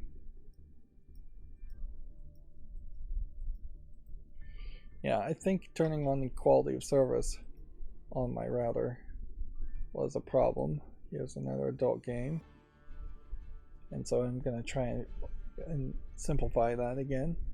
So we have Countryside Dating, flat 2D anime girls in a visual novel size. Seems like there's at least 4 girls, some variety there. Which is a fetish, I guess, that's not really done that much.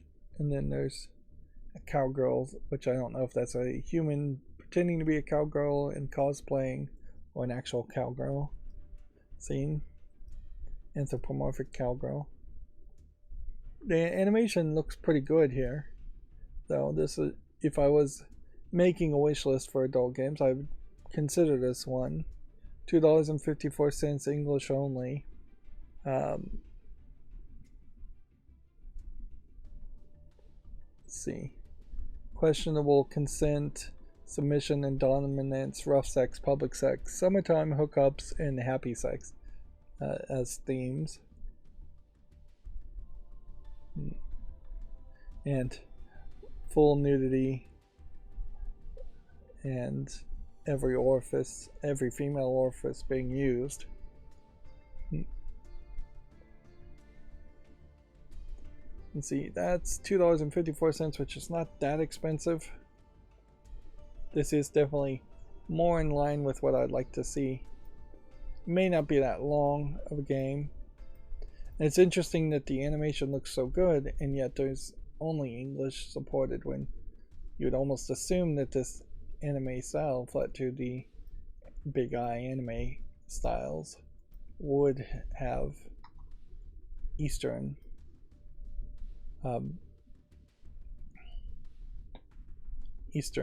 like languages more than just English, which is not a Western language. Next we have Music Store Simulator Prologue, which I don't know how many music stores paint or repair musical instruments. I think there's probably some minor repairs that probably happen at music stores. I imagine a lot of music stores get a lot of business from like bands and in schools, and students break those instruments all the time. So I wouldn't be surprised if there's always a repairman in a lot of music stores. But I don't think you're custom painting or custom building guitars like that. I think that's not done in a store. That's probably done in somebody's workshop, and there's probably only about 5 people in the world that would do something like that. This is also a prologue demo game, so. And then they're also promoting Beer Factory, which does seem like there's a lot of variety in these simulators, and I question whether these aren't just asset flip experiences. Nothing here screams even happening in a store as much as it seems like it's happening in a recording studio. But it does at least look somewhat detailed and content rich. It doesn't feel like it's just asset flipping completely and trying to sell you a garbage game. That being said, I would be much better situated to play something like PC Building Simulator and be able to evaluate how accurate that is than I would a music store, where I know almost nothing around instruments or building instruments, repairing instruments, selling instruments. And there are considerably more computer stores than there are I thought that was an adult game. It isn't. Then there are music stores. So we have a game called Basketball Pinball. I don't know if this is actually based on anything or not. If anything, seems like it isn't really based on anything. It feels more like it's going to be one of these fake pinball games where the purple ramp here is going to just magically move. See how it's seems like it's moving. That might just be camera angles though.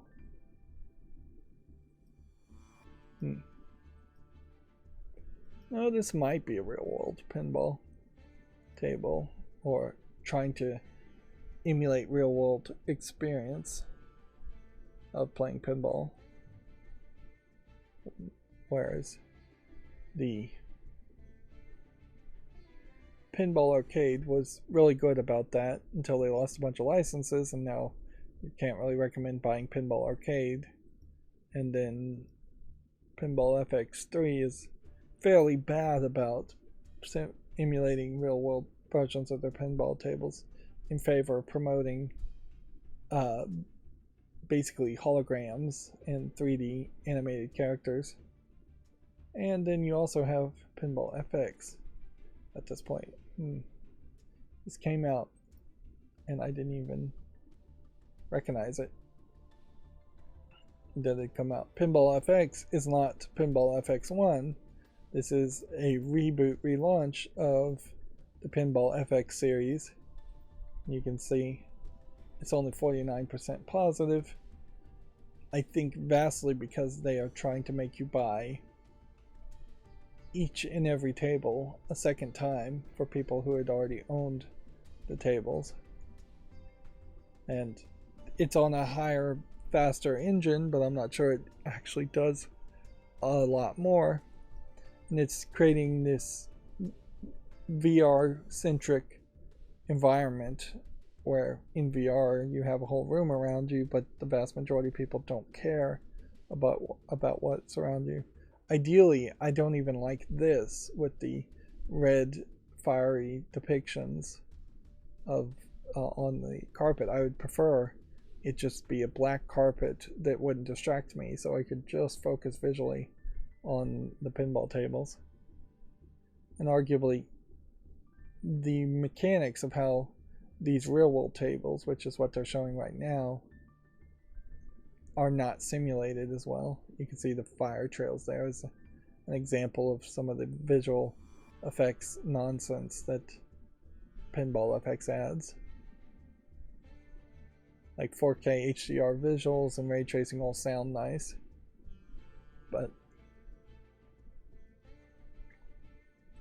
we have like step 1, abandon your product, grab a bag of epic money, and make your existing player base wait 12 months for the privilege to pay for the same tables again.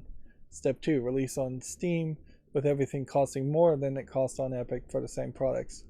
Step 3, advertise all of your reused assets as remastered tables even though they look exactly the same, and use the exact same assets and the same dual lighting and same camera angles. Step 4, profit. Downgrade compared to previous Pinball FX3. It barely keeps 60 frames per second on Steam Deck on low settings, draining battery faster than AAA games like Elden Ring. 100% GPU usage in the pinball game, and you get visuals worse than Pinball FX3, which works with very low TDP, rock solid stable. If you don't care about a few new tables, stay away from this disaster and play Pinball FX3. Well, just stick with Pinball FX3. It's better and cheaper. Yep. So a real failed launch here, with also in-game items you can buy on top of massive amounts of DLC.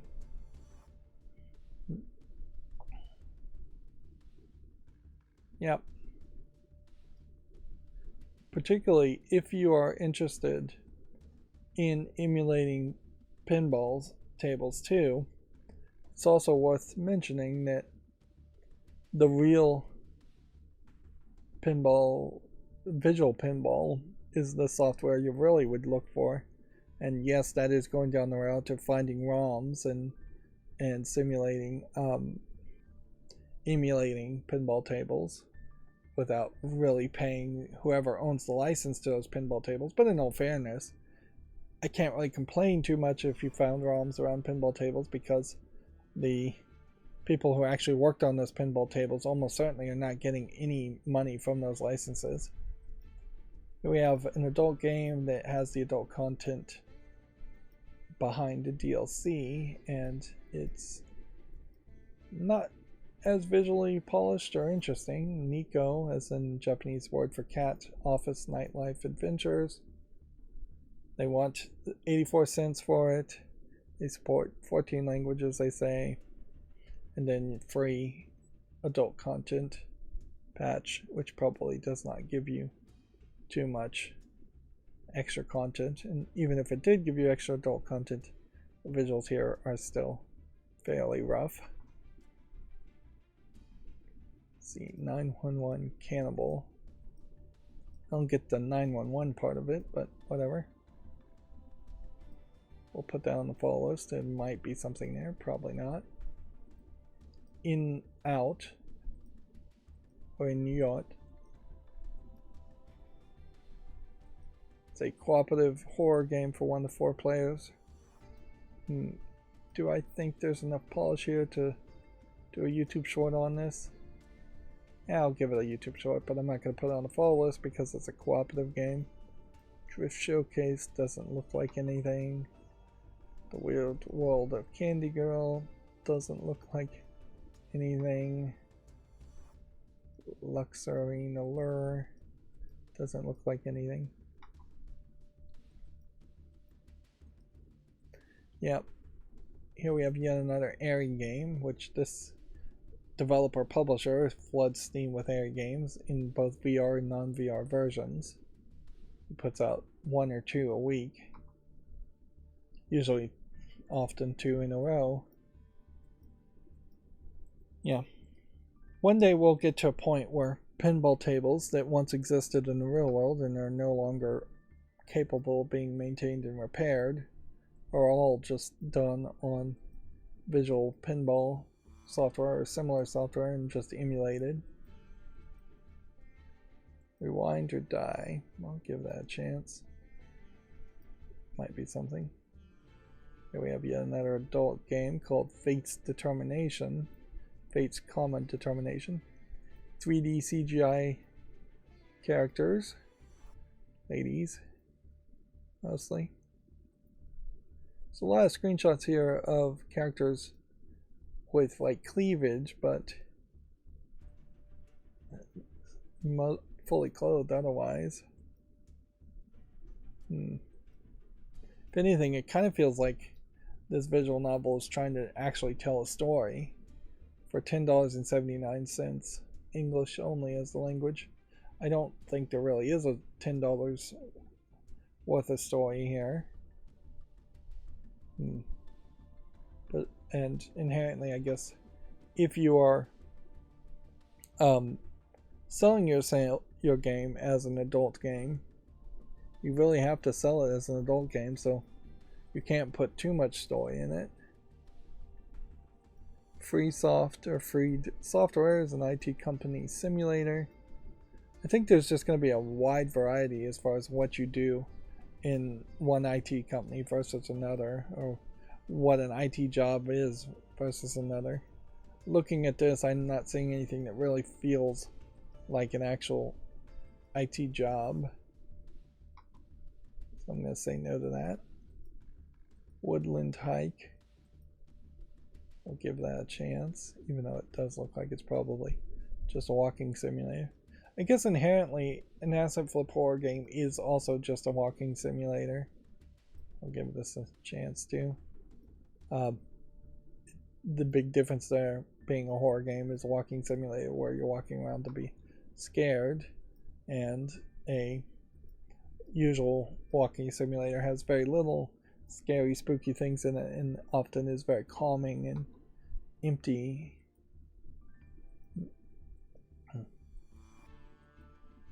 The idea of like a touch grass or enjoying nature simulator is a concept that could exist, but I don't think would likely succeed much,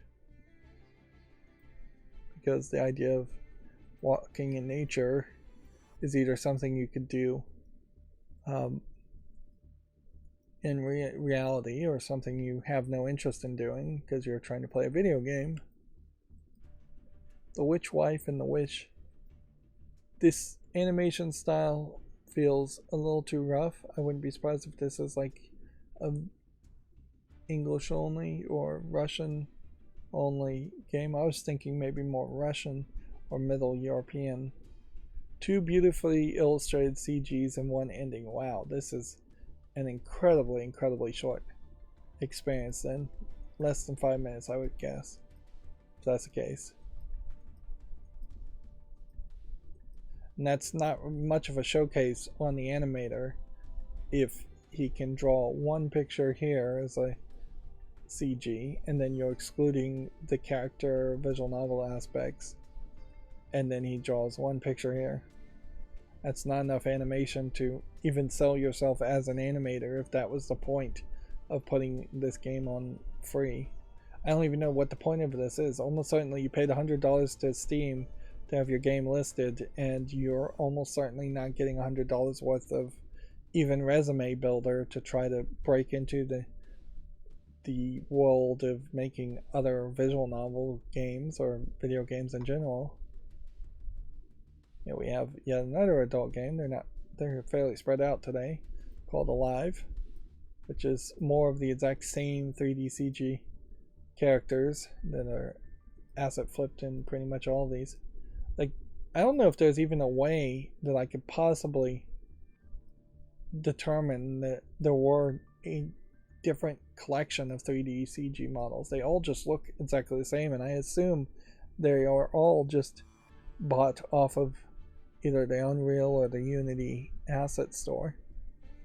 And I imagine they were bought by the same publishing company a long time ago, and then they're reused over and over again. Or they may have even been made by one publishing company and are getting reused. Anyways, Buy Alive is $10.79 and it's English only. It's just like way too expensive. That is constantly the problem that happens here with these. Even the adult games that are overwhelmingly positive, like Being a Dick Season 1, which has 9,000 reviews, I question if that isn't a bunch of jokers reviewing it positively to troll. But even those games, College Kings 2 or Fresh Women, also, each of these adult games look exactly like this game, and they are selling for similar prices, over $10. But the quality, I think, is probably significantly different as far as what the story is and how much content you actually get. Next game we have is called Bossorka, I guess. An action roguelike. Yeah, there might be something to this, but there might not. English and Ukrainian. I'm a little bit surprised we don't see more people claim to support Ukrainian language in particular, even if the game doesn't, just to try and see if that gets them a few more sales. Although in all fairness, you probably could do a very low effort Google Translate to actually support Ukrainian in a very poor manner, and that would work fairly well too. Better than just claiming to support Ukrainian and not actually supporting it. I'm going to give this game De-Exit a chance, even though the voxel visuals here scare me off. Wall shooter doesn't look like anything. Here's Brave Dungeon, which we already looked at and is already mixed. Is it part of any other Brave Dungeon series?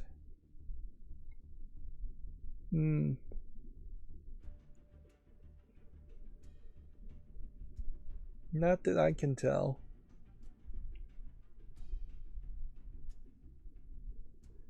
Developer banned me from the official Discord for this review. Developer removed me from the credits. His community is defending me at all costs. What is this?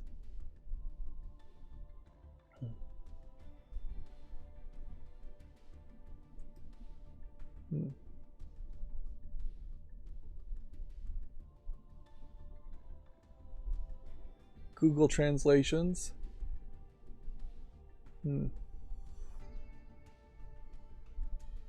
Reportedly lied about the development of this game.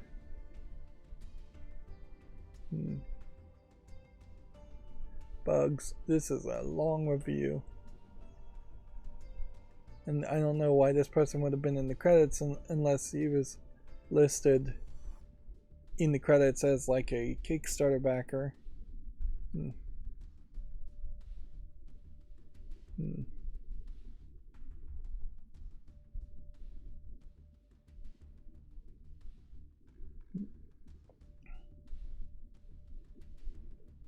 See, I really wanted to like this game, but there's always updates and nothing is fixed. Not the glitches, not the translations, nothing. In fact, it seems like the only thing being worked on is DLC for the game and adding lewd art of characters.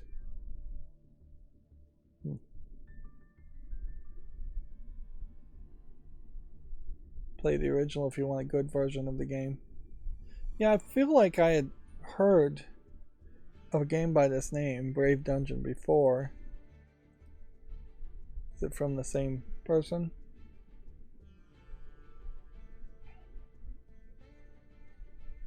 Yeah. this one's mixed.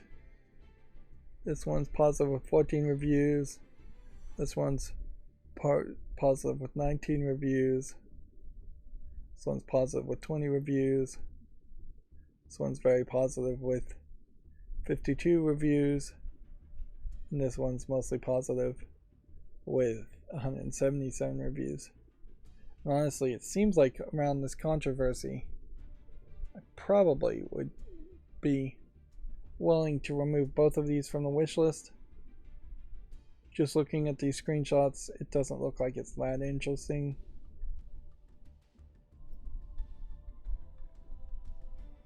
Let's see, we'll ignore it. I guess that's all I can do from this pull down. Oh, I can do that actually.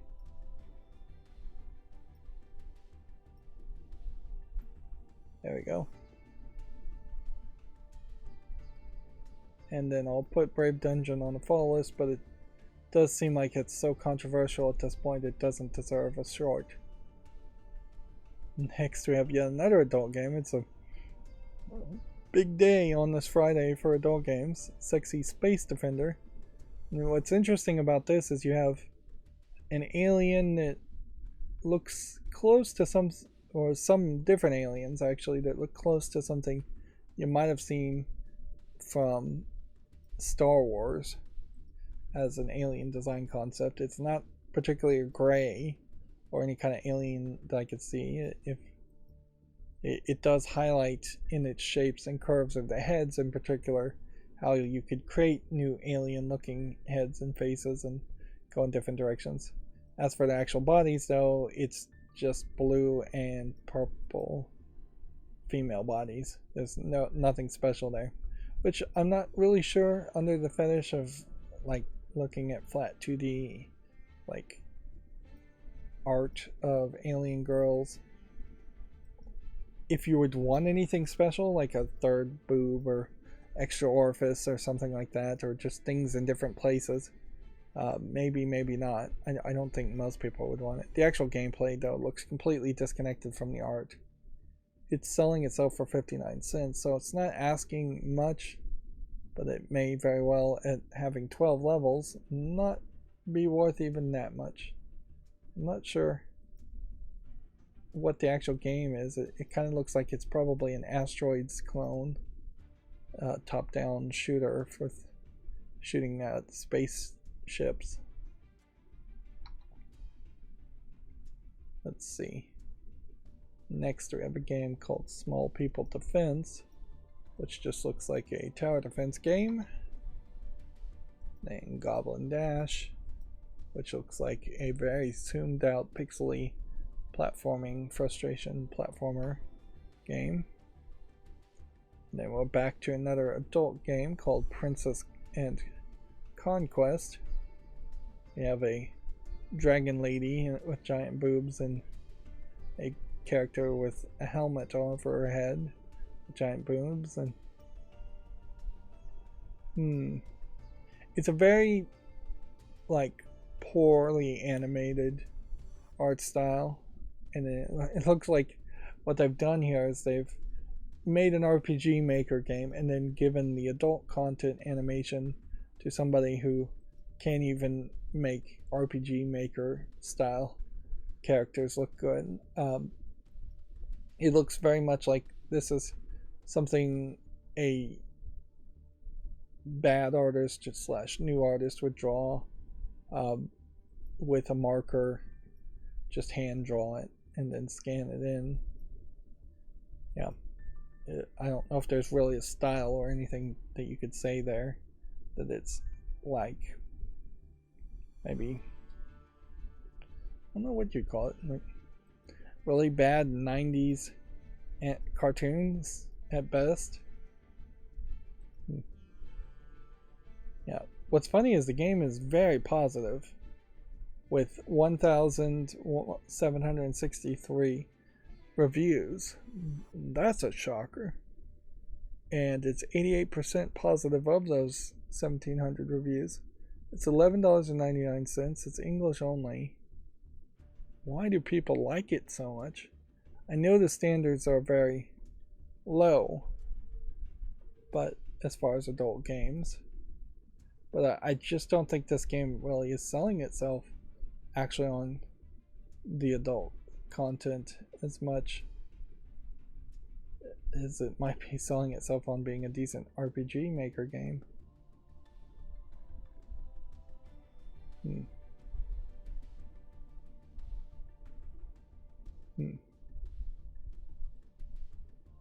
Maybe there's just a high uh, amount of monster girl fetishists out there.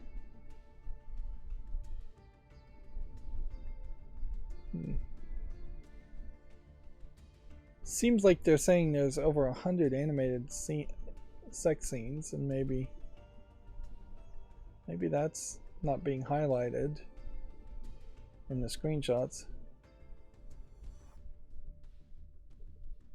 Game is built in RPG Maker, and you can really feel it. The stiff 8-directional movement, awkward overworld perspective, tiny tile-sized sprites, extremely few visual display options, often finicky and unresponsive UI. Game has been like this more or less. I feel like this game has been in early access for a very long time, and that's where the Steam DB, yeah, would help. Yeah, early access release date was in October 10th of 2019, so this game has been out for 4 years and had, I guess, enough of a following there to keep people coming back to it. I imagine it's just adding more and more monster girl sex scenes to interest people, and it has enough variety there. I guess I could see why people would like that. Well, this puts me in an awkward position where I guess I just have to put it on the follow list and think about it some more. But my own visual assertion of this is it's not something I'd look at. So yeah, I think I'll just skip it for that reason and remove it from the follow list that I just put it on.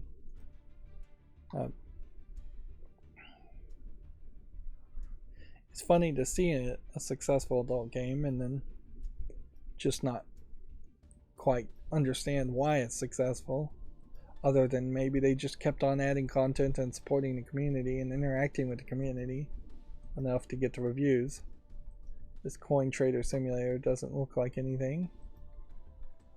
Might Terror in the Forest doesn't look like it's enough of anything.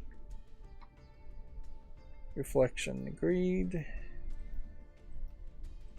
Again, might be a horror walking simulator or an asset flip horror game, might not. I think I'd stick more to the calling them insultingly asset flip horror games than I would call them horror walking simulators.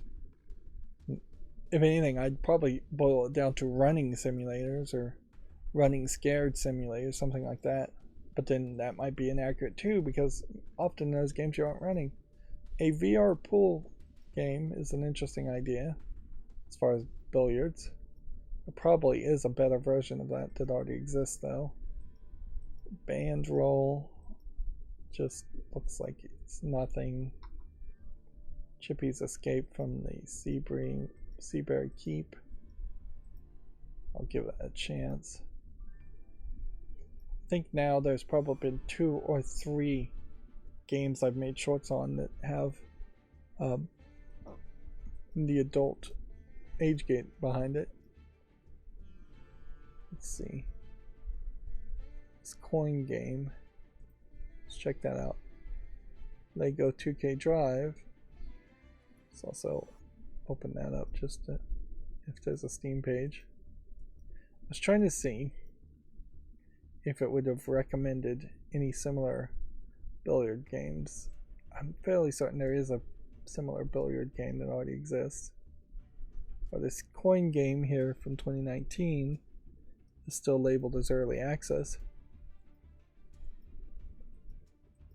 And if anything, that I think highlights a problem too, that games can be 4 or 5 years into early access and Steam doesn't really seem to care. Lego 2K Drive. I'll just preemptively put this on the fault list. I really question though whether this Lego game from 2K instead of from Warner Brothers TT Games would somehow be the future for Lego games. The racing concept is weird, and then the in-app purchases, which I feel like are almost certainly coming, is weird. And even if it isn't in-app purchases, DLC is massive here as far as different versions you can buy. Castle of Underdogs, episode 1.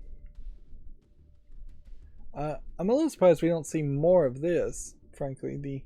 A voxel-based 3D RPG game, and inherently I guess that's because RPG Maker probably doesn't support this. Even the RPG Maker MV newest version probably does not easily support making 3D characters. And if this was made in some version of some engine that was easy to use like RPG Maker, the animation here highlights still a problem that 3D modeling is just as difficult as 2D sprite making is, and 2D animation in general is. Then we have a very different visual here compared to this.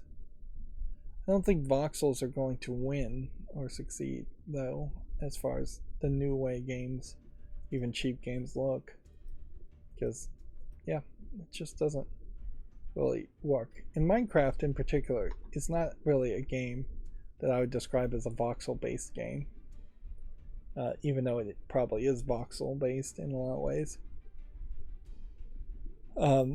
It just doesn't feel like it. Next we have the Kinky Kitsune and the Tantalizing Tanuki. So Kitsune, I think, is Fox Girl. Tanuki is a like magical bear creature. It's an adult game, flat 2D animation, so anthropomorphic anime girl, one being a tanuki, one being a kitsune. Looks like it is just a visual novel, and it looks like you can unlock maybe 2 extra outfits, so totaling the 3. Both characters have giant breasts and same wide hips, so it's not giving you a lot of variety in the 2 characters. It's $19.99. It's English with Japanese full audio support, which does potentially help you if you understand Japanese. It says it has 10 hours of visual novel experience, which that's a pretty big amount. 20 fully uncensored arrow scenes, in that they mean sex scenes.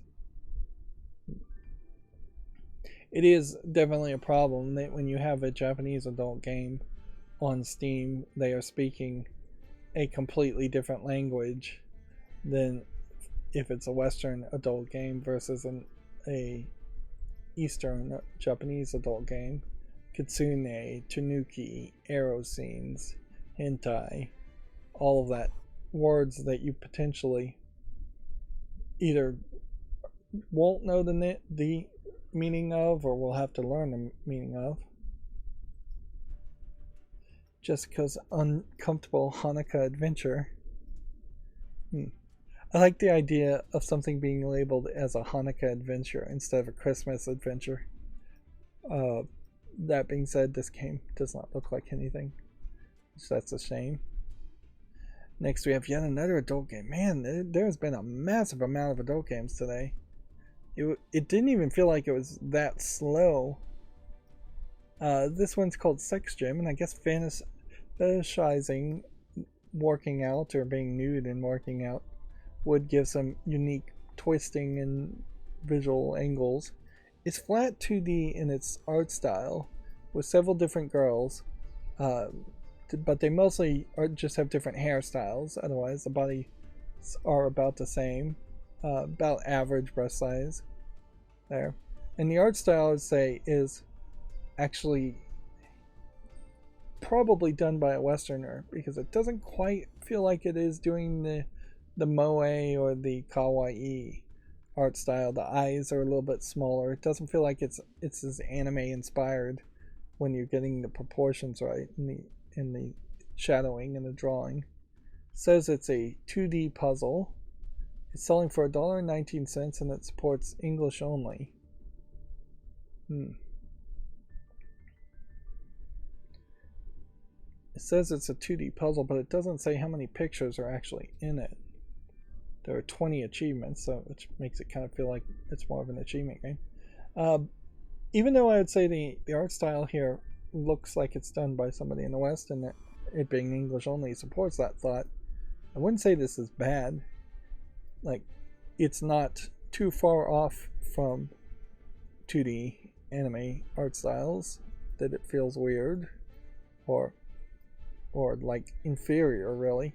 This could be the art style that Western animators strive for, and it could work very well by getting the proportions a little bit differently. It makes the girls feel a little taller, a little older looking.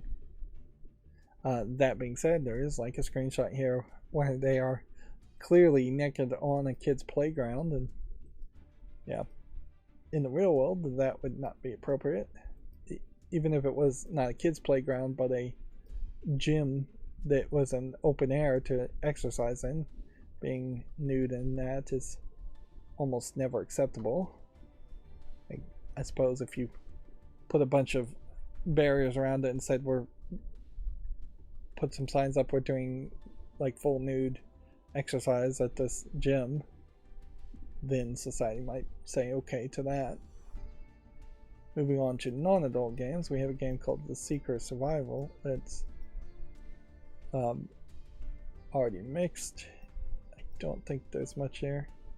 I wonder how many more games there are that have even come out, because it's been a really long list. This Riven World, the first era, feels like it's trying to create name confusion against Riven, the sequel to Myst. But I wouldn't be surprised if the phrase Riven means something. They're not comparing it to Myst or Riven, which would be probably a bad comparison if it was compared to that. It's an open world sandbox survival game, whereas Riven is a 3D puzzle game, or environmental puzzle game. We Will Get Revenge. Doesn't look like anything that would interest me. And then finally we are done with all the games that have come out. That was a massive amount this Friday, and I don't know if maybe that was catch up for April Fool's Day and April 1st. People didn't want to release their games that close to April 1st, or if perhaps there is something specific around the midpoint of April that they would want to release things. Maybe they're trying to get things out before the end of their financial quarters. United States, like, tax day is usually April 15th, but I think it's been pushed back a couple days for the weekend. But yeah, I don't know of anything else happening in April. Then we're at our GameDeveloper.com articles. We already talked about Hidetake Miyazaki being Time's most influential 100 most influential people list. We already have talked about multiple times that Microsoft has integrated Ubisoft Plus service with Xbox. The mobile dev Hattie Games rebrands to Grand Attic and gets 10 million plus in funding. I've never heard of Hattie Games though, so I assume Pocket Farm as a mobile game is probably their biggest title, or they would have used a bigger screenshot to a bigger game to use as their screenshot. Let's see. Rocksteady confirmed Suicide Squad game has been pushed to 2024, February 2nd, 2024. I've actually memorized that date somehow. I'll forget it by Monday, I'm sure. And apparently Bungie is going to ban Destiny 2 players who abuse third-party peripherals. The company has indicated that people using accessibility aids and other tools to gain unfair advantage. Interesting. I wonder if that includes the accessibility controller that Microsoft promoted, or if they're talking about something else. I wouldn't be surprised if there are third-party controllers, peripherals, or even software that people with disabilities would need that are going to end up getting banned. Inherently, though, Bungie is not going to be able to tell what's plugged into your computer. You could easily make a computer peripheral yourself that pretends to be a standard Xbox controller and does something more. It might be more expensive and more difficult. Theoretically, if you're talking like aimbots, you could install an aimbot software very easily to cheat, or you could make a custom controller with a camera that's looking at the screen on your monitor and aimbotting and adjusting your targeting that way. And that would be a lot harder to detect, certainly. And I just don't know how many people are really cheating in Destiny 2 for it to really matter. I've never seen anybody, at least as far as mainstream video game journalist sites, talking about a lot of Destiny 2 cheating going on. So it might just be a non-issue that they're overly focusing on. And then they have a probably advertisement article here called Building the Brutal and Brilliant Bullet Hell System of Luna Abyss, which maybe they interviewed the creators of the game. I don't even recognize Luna Abyss as a game. So is this something that was announced relatively recently, or was it announced a long time ago and they're just talking about it? Well, it looks like it's a first-person shooter with some platforming, running, and gunning.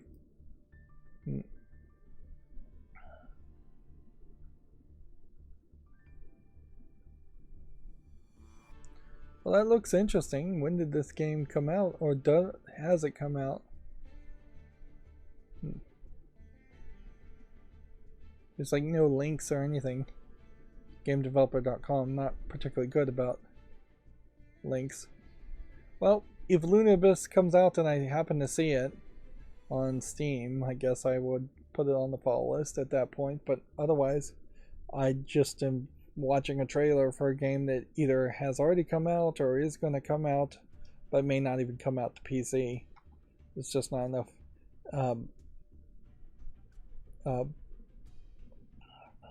not enough information being given there. Apparently Hurdle, which is Spotify's Wordle-alike game, is going off in May. The guessing game must not go on, which I assume Hurdle probably doesn't do anything too much different from Wordle, and that's why they're shutting it down. Wordle was definitely one of those games that was being overhyped by mainstream video game journalists playing it, and it was definitely a fad that I think a large amount of people probably never even have played Wordle once. I think I played a clone of it 2 or 3 times, and then I was bored with it at that point. Let's see. Apparently, Iron Mace is encouraging dark and darker players to torrent the delisted games. Until Iron Mace works out the legal issues with Nexion, torrenting it is the only way to access and play dark and darker. Which, inherently, that makes me assume Iron Mace is not going to win this legal issue, and they are trying a almost insane scorched earth policy that's going to lead towards them being sued even more than they already are being sued. says they were the creators of the game. And very possibly Nexon is in the wrong here, but yeah, apparently Iron Mace was delisted. I don't even recognize this game though, so it's probably not that big of a deal that it was delisted. Developer created a torrent link to the game's client, which is freely available on the Discord server. So they are straight up listing a torrent link. Interesting. They're not just saying, hey, you can find this on the dark web somewhere. They're saying, click this here to torrent it. And at a certain point, I guess they could try and make the claim that the torrent link is just them that they have the legal right to list a place where the software can be downloaded if they have the rights to the game. Let's see. Dark and Darker was delisted from Steam in March following accusation that the studio used in-game assets from developer Naxion. Several of the staffers had previously worked on at the Maple Story creators, but Iron Mace said at the time nothing had been stolen. Following the delisting, Iron Mace said its legal team would work on getting the game back on Steam, but as it appears to be taking longer than they expected to resolve that, the studio says they had to go old school in order to keep its promise to players. This is an odd sales pitch for Iron Mace, almost certainly being guilty of, I guess, stealing assets from Nexion. Which, yeah, that's certainly the danger too. If you're going to try to start a video game company, you would probably want to hire people who worked at other video game companies, and then inherently accusations could be made, whether true or not, that those hired employees stole assets or stole intellectual property from the corporation. Arguably, maybe corporations shouldn't be allowed to own intellectual property, and that the ideas and thoughts created by employees of the company should at least have co-ownership, 50-50 split between the company they were working for and themselves. Let's do some follow list cleanup here. This we can say no to. Dread 4 Hours does not look good at all. Dread Eye as a horror game looks a lot more interesting. Is it in early access? No. Is it in VR? Yes. So that's the problem. And I'm going to leave this on the follow list, although in all fairness, I should probably get rid of all VR games. I guess I'm going to probably keep ones that look like they might have a chance of being relevant if I bought a VR headset, say 5-10 years from now. Which, yeah, there's a small possibility VR might become a thing. Dread Templar. I don't think there's quite enough polish here for what this is, and in particular, this feels like the kind of game that people who love classic 90s shooters and modern first-person shooting games would like more.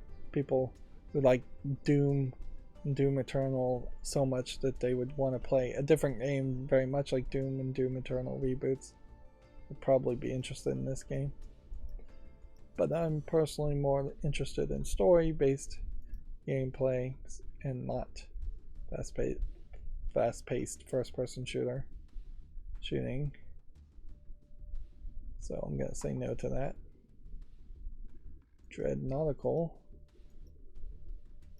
It's a shame. This looks like this would be interesting, but it's completely irrelevant as a game. It's also from Zen Studios, the maker of, I think, Pinball FX. Let's just double check that.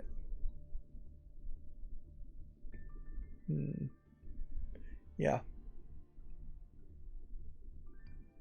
So yeah, Dread Nautical is a mixed review from 2020. The only thing they have newer is Star Wars Pinball VR, which is mostly negative.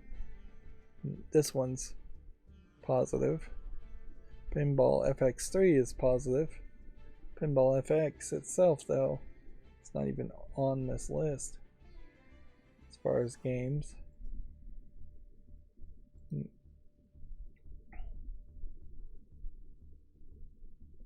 Yeah.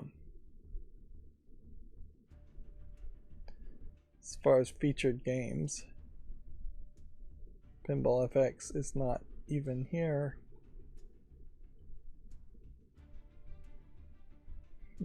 That's weird.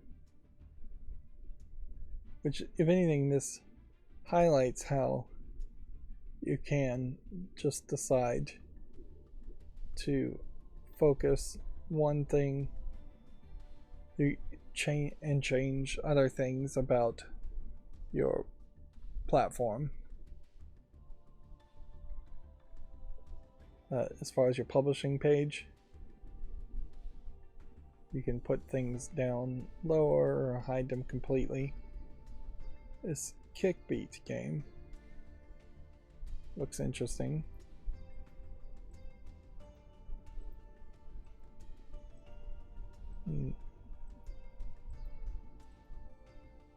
Very possibly is nothing, but I'm going to give it a follow. End up adding something to the follow list when we're trying to do follow list cleanup and reduce things on the follow list. Drakkar Crew needs more time. Dranius as a side-scrolling shooter. It's overwhelmingly positive. I guess the real question though would be if I want to play a side-scrolling shooter. $14.99. I think what you do in this case is you probably say yes and put it on the wish list, and then when I'm actually shopping, when there's a Steam sale or whenever, that's usually when I say no and go, nah. But as far as it being out of early access, it being overwhelmingly positive, and having over 30 user reviews to be relevant, it is accomplishing all of those goals, so it should be on the wish list. Dragon's Dilemma. I'll give this more time, but it's unlikely it's going to get any more reviews. Dragon VR is mixed, so I'm going to get rid of that. Which the idea of a VR game where you're feeding dinosaurs and making dragon eggs. It's kind of an interesting idea. I don't know if there really is dragons in the game. I guess there are. There I see a dragon. Dragons and dinosaurs in the same game. Seems a little weird. But whatever. It's already gone. Dragon Pinball. I'll give more time to. Yeah, the idea of having multiple pinball games, though sold individually, is not particularly interesting to me. And that seems to be fairly common, is that you'll have a pinball game that is sold, that is literally only one table, and at that price it's too expensive almost always. Dragon Fury here looks like it's decent looking variety of characters all over the place, and backgrounds. The backgrounds are pretty much asset flips. The characters are probably asset flips too. That being said, it's not getting very far very fast as a attempt at being something like a Mortal Kombat 1 or 2 clone with modern graphics. I'll give this more time, but almost certainly it's not going to get any more reviews. Dragon Evo, I'll give more time to. And with that was the last follow list cleanup video that we needed to look at. So that's going to be it for this week. We'll be back on Monday. As always, I ask you to like, share, subscribe, comment, and watch every second of my videos. If you want to friend or follow me on social media sites, there's a bunch of links in the description. There's also a link to Patreon, or you can friend me on Steam and get me a game off my wish list if you want to support me further. Thank you for watching. Have a good evening.